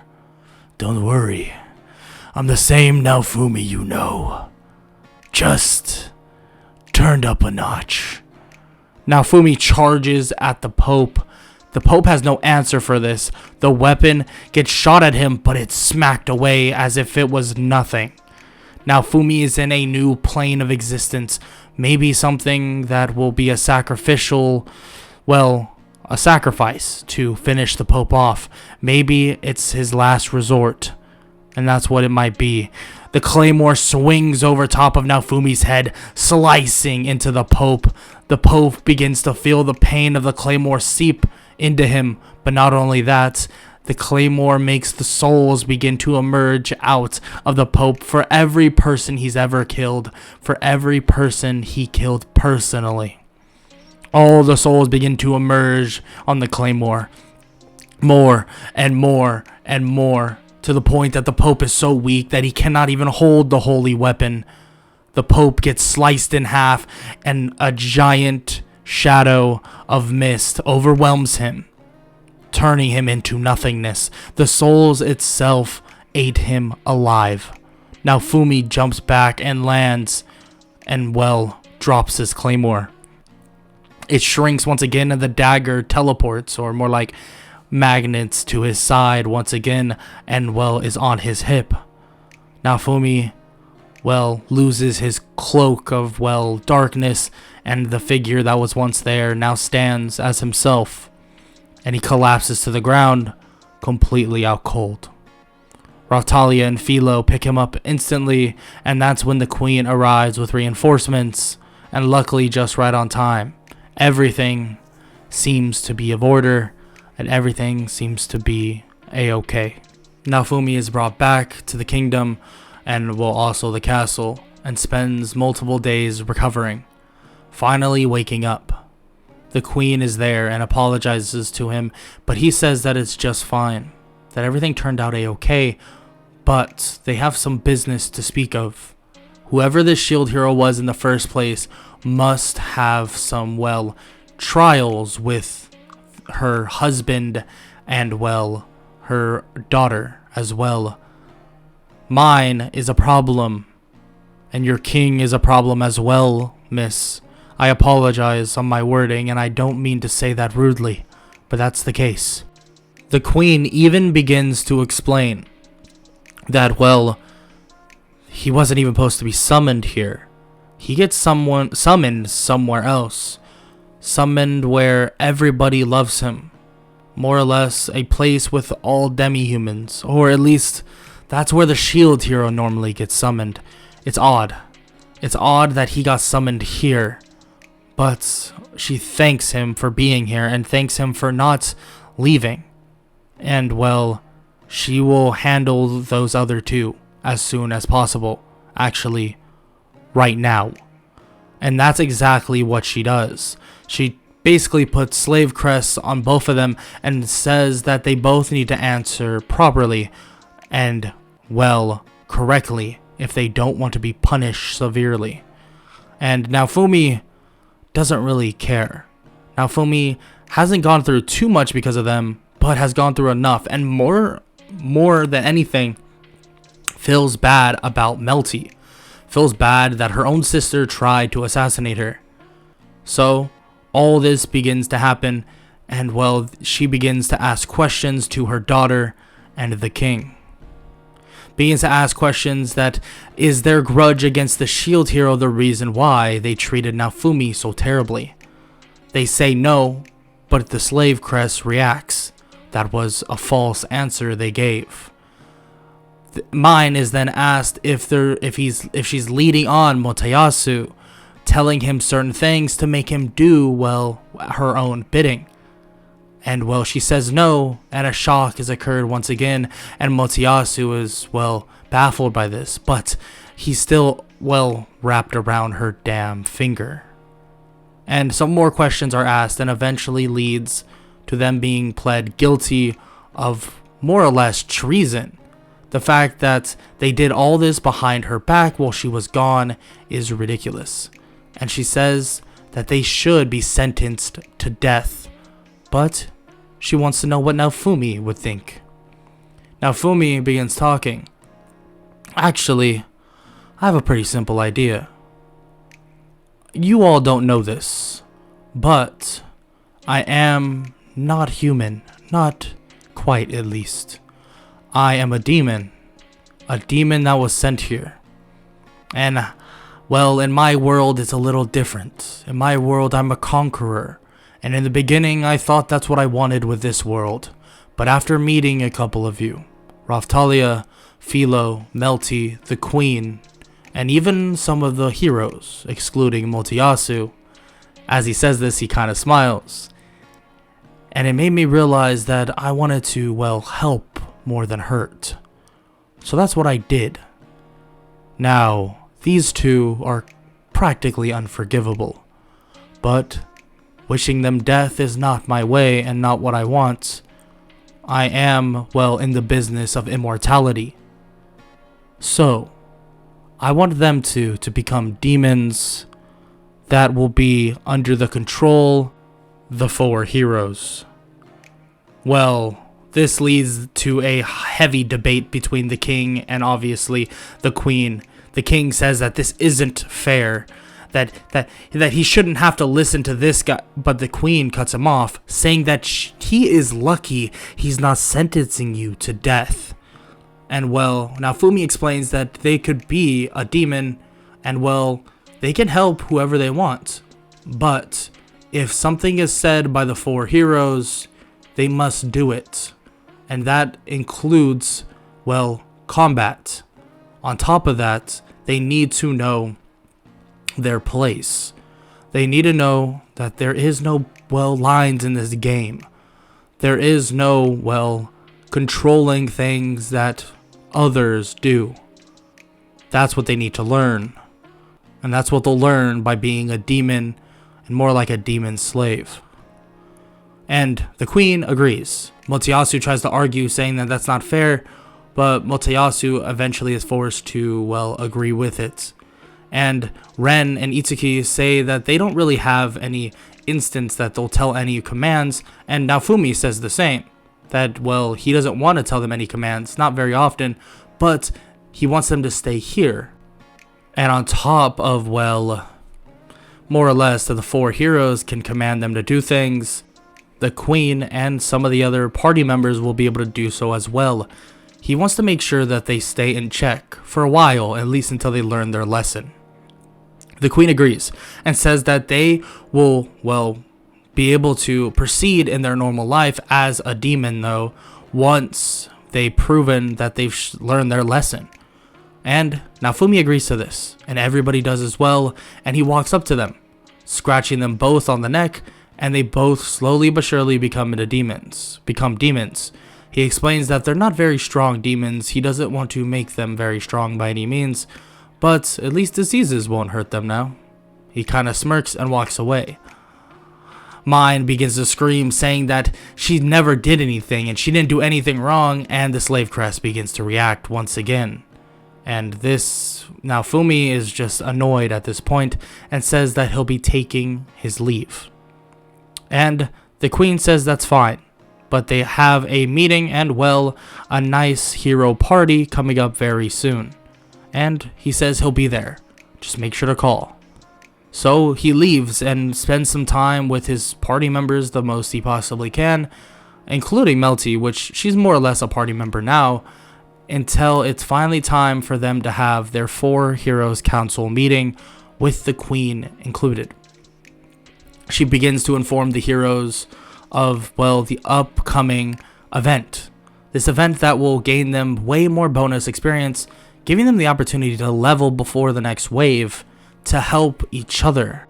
They begin talking about the various functions of their weapons, including, well, fast travel, which Naofumi did not know about, and other hidden functions of all of their special weapons, including the special weapon copy, which luckily Naofumi did know about in the first place. However, this does end up leading to some arguing about the better power for the leveling method, but Naofumi says that shouldn't they just keep in account all of them? But they say that, oh no, that there's only one best method and it's theirs. So Naofumi just rolls his eyes and says that, well, I guess they can pick this up some other time, and that I guess it's time to, well, go train. Naofumi then ends up leaving and visits Earhart's shop once again and, well, gets some upgrades the best he possibly can, which is nothing crazy, but he does get some stuff for Raphtalia and, well, also Philo. Melty unfortunately will not be joining them and decides to stay at the castle. Well, she is going to be queen very soon. Before they leave, though, Naofumi wants to actually upgrade, well, both Raphtalia and Philo, in which they do just that. But for some reason, they weren't able to click their own or choose their own class upgrade. It was just given to them. But it seems that their power, well, increased heavily. Philo's was upgraded by over 100%, and Raphtalia's was 150%. And Naofumi is surprised by this, and they ask if he should get his class upgrade too, and he looks to see that he is at max level, so he does just that. But the same thing oddly happens to him. He wasn't actually able to choose his class upgrade. It was kind of given to him, but it did fit him perfectly. It gave him, well, a boost to his strikes with his dagger, and it actually adds a poison and soul dragging effect that is basically increased to the passive skill of the dagger. So when the person is poisoned by his dagger's touch, he's actually sapping the souls slowly but surely. He's not against this, but he does find it odd that there must be some connection with maybe Vitoria that is restricting them from actually doing so in terms of choosing their class upgrades. But maybe for him, it has to do with his demonhood. Doesn't matter. He doesn't really care, well, nonetheless, about that. So they all get prepared to leave and head off to Calmira.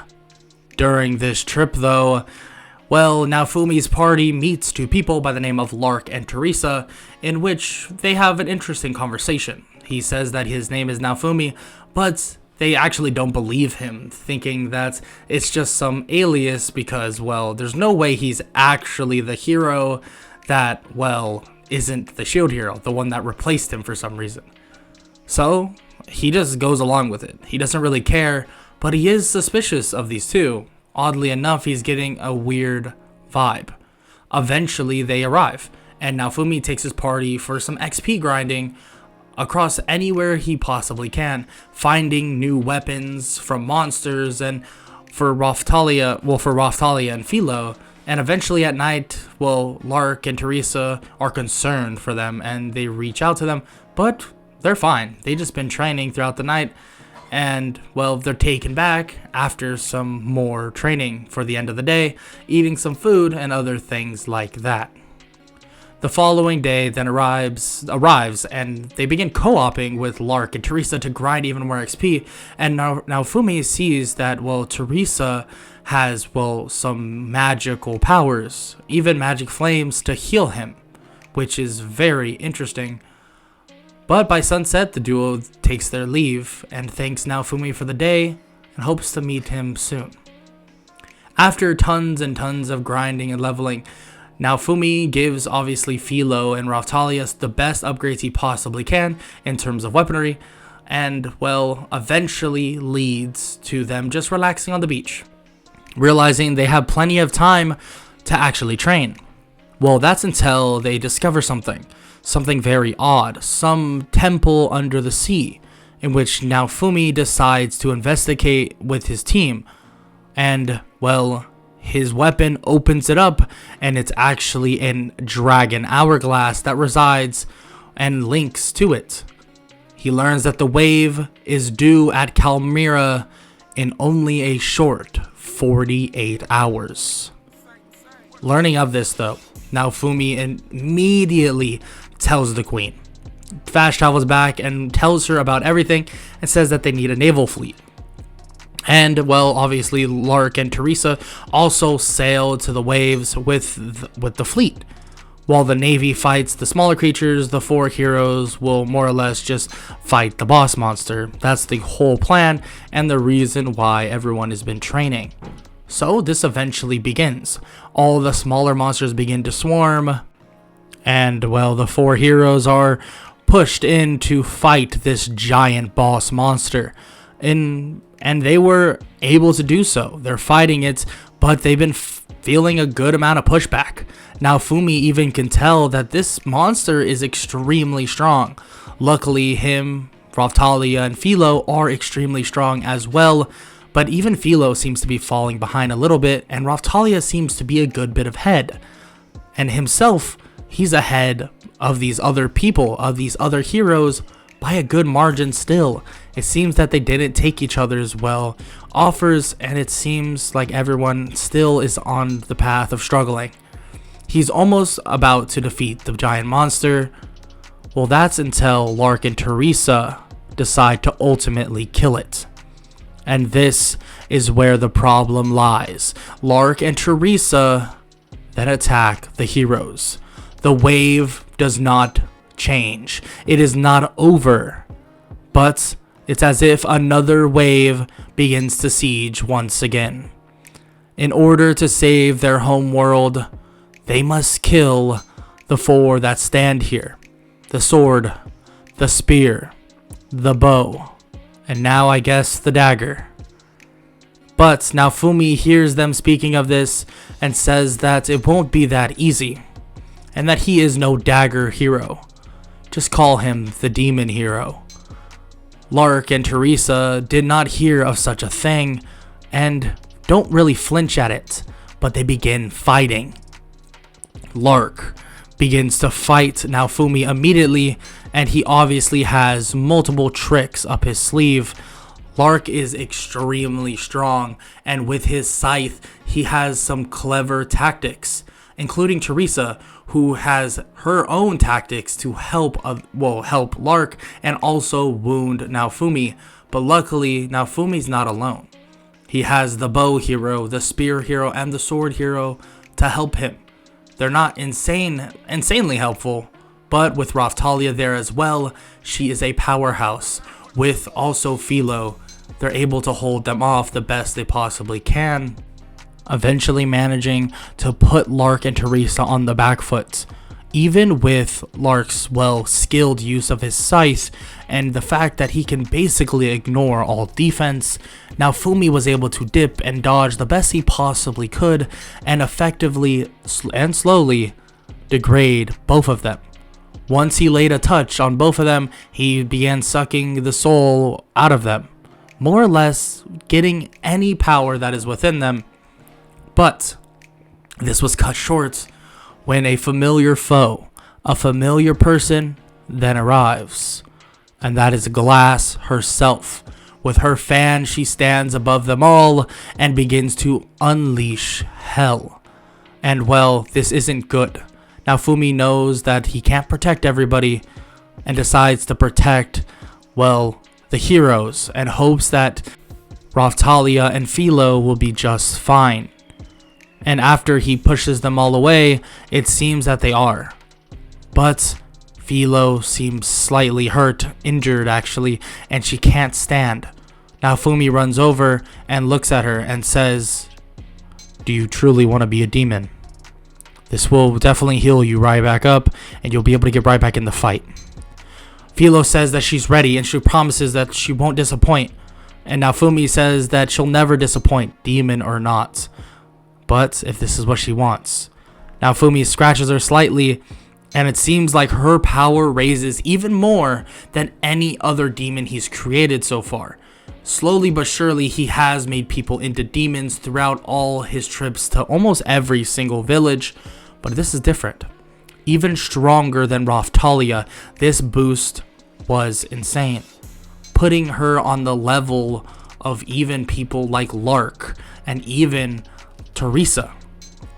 And this is good to hear, because Naofumi is forced into a battle with Glass in single combat, where she reveals herself as a hero of Lark's world, the fan hero. Naofumi knows how to defeat her. He's gotten stronger and asks her the same. I really hope you've gotten stronger, because you will lose this fight if you haven't. And obviously Glass doesn't even nod at this, saying that she won't die here, that she will have to, step up and, protect her own world. And Naofumi says that that's unfortunate, that he wishes they could all live peacefully, but if this is what happens, then so be it. They both charged at each other, eventually leading to a climactic battle. Glass begins shredding Naofumi, but his demon regeneration helps him out a good bit. What he lacks, not having a shield, he lacks in regeneration and quickness. Luckily, Naofumi has a trick up his sleeve. He cuts Glass one time, and he begins sapping Glass's energy. And this seems to work even better than he expected. Like in canon, the Soul Eater was able to more or less neutralize Glass, and this is kind of the way this whole, dagger works. Naofumi decides that he needs to amp it up, take it to the next level. His dagger turns into, a dragon-like scales, and his dragon appears. His dragon breathes fire at Glass as he strikes once again, but it seems like Glass is still hanging in there, eventually getting a refresh from Lark and Teresa. It seems like a potion or of some sorts was able to make Glass get all of her power back once again. This isn't good. All the work that, Naofumi just went through is now gone, but he begins to think about something that may just work, but it's going to be a long shot. He waves over, basically to say that he wants to send a certain barrel and, reinforcements towards him, and don't worry about hitting him. And that's exactly what comes. A barrel is launched to them full of liquor, or more like these odd wine berries that are so potent that it would basically intoxicate anybody. and it lands right on top of both Naofumi and Glass, intoxicating her insanely. And Naofumi, he just stands there. They're confused. Why isn't this affecting him? This is ridiculous. But he says that he's a demon once again, and that demons, well, they lack a lot of things that a human would. But luckily he can't get, well, drunk. And he smirks as Glass begins to, well, falter slowly but surely. And, well, Lark and Teresa are forced to withdraw. With time running out, and Calmira conquered by Naofumi and the heroes, or more like Naofumi, Raftalia, and Philo, it seems like, well, it's over for them in the meantime. But there's a high likelihood that he'll be seeing them in the near future. Eventually, everything subsides. The rain begins to stop, and the clouds begin to disappear. The Calmira that was beautiful initially is now beautiful once again. And Naofumi sits there and ponders the revelation that there's these other worlds. They're fighting for the waves and fighting for their own lives. That maybe demonhood within this world will save everybody. He could turn other people into demons. He can turn the strongest of them all into demons, making them even stronger.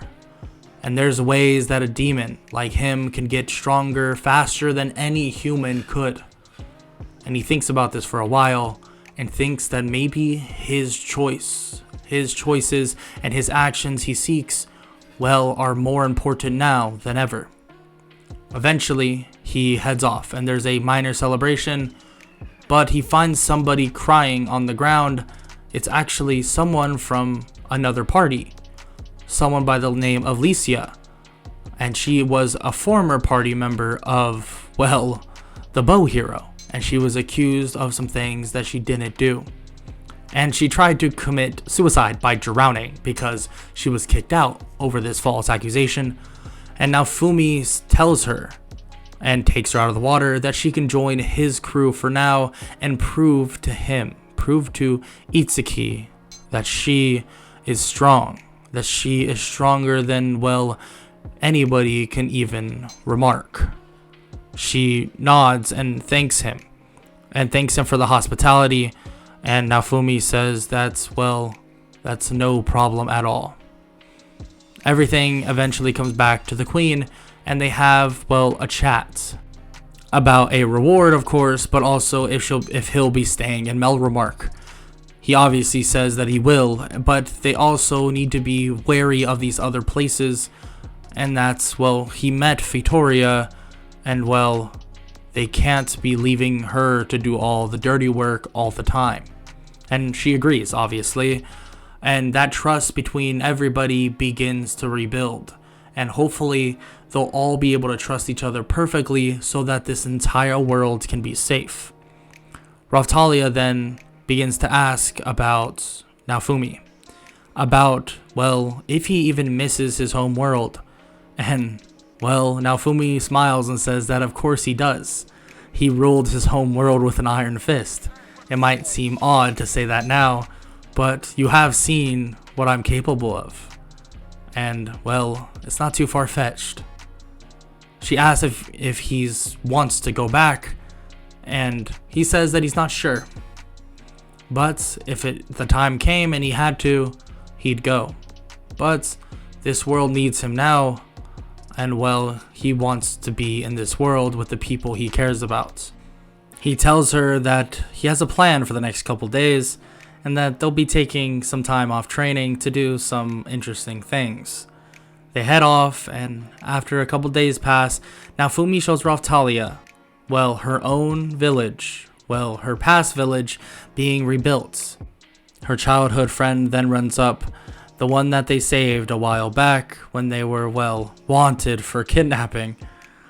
Well, explains that it's so beautiful to see their whole village being restored, and Naofumi smiles and says that this is technically theirs.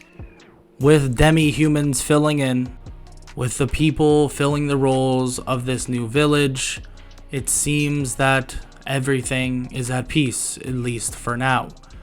It seems that demi-humans fill in.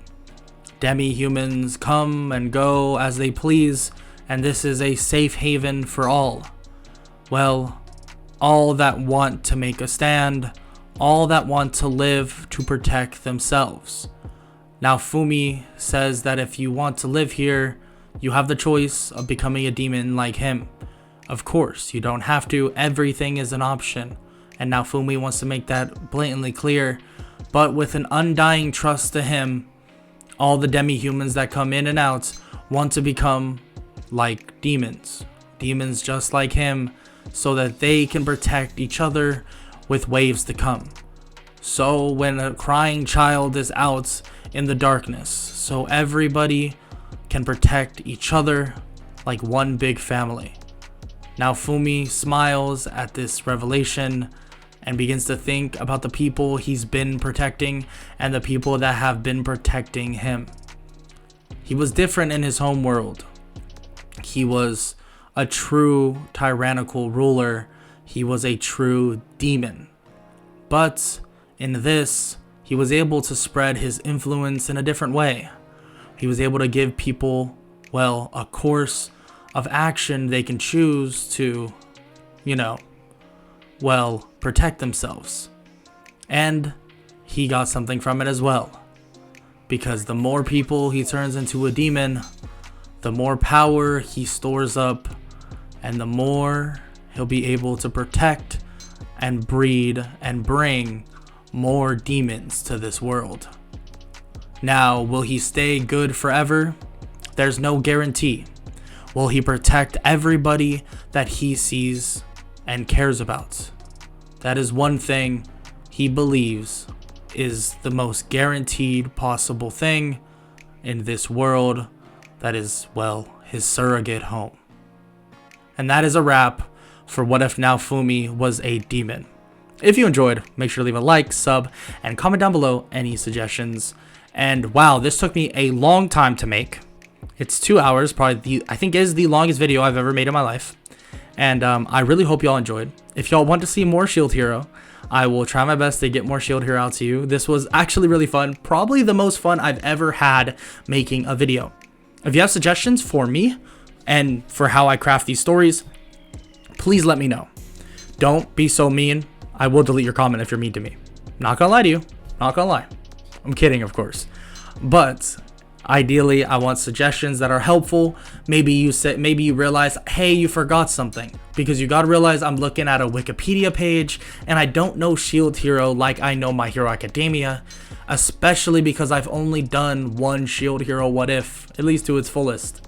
So, if you have any suggestions, be like, hey, you forgot about this. Just next time, remember it. Or, hey, you forgot about this. Or, hey, maybe you make sure you talk about this next time. This was important and you left it out. I know there was a couple things. I know for sure there was a couple things I left out. And I truly apologize for that. But I hope overall you enjoyed the movie. And like I said, if you did, leave a like, sub, and comment down below any suggestions. I hope all y'all have an amazing day. Later.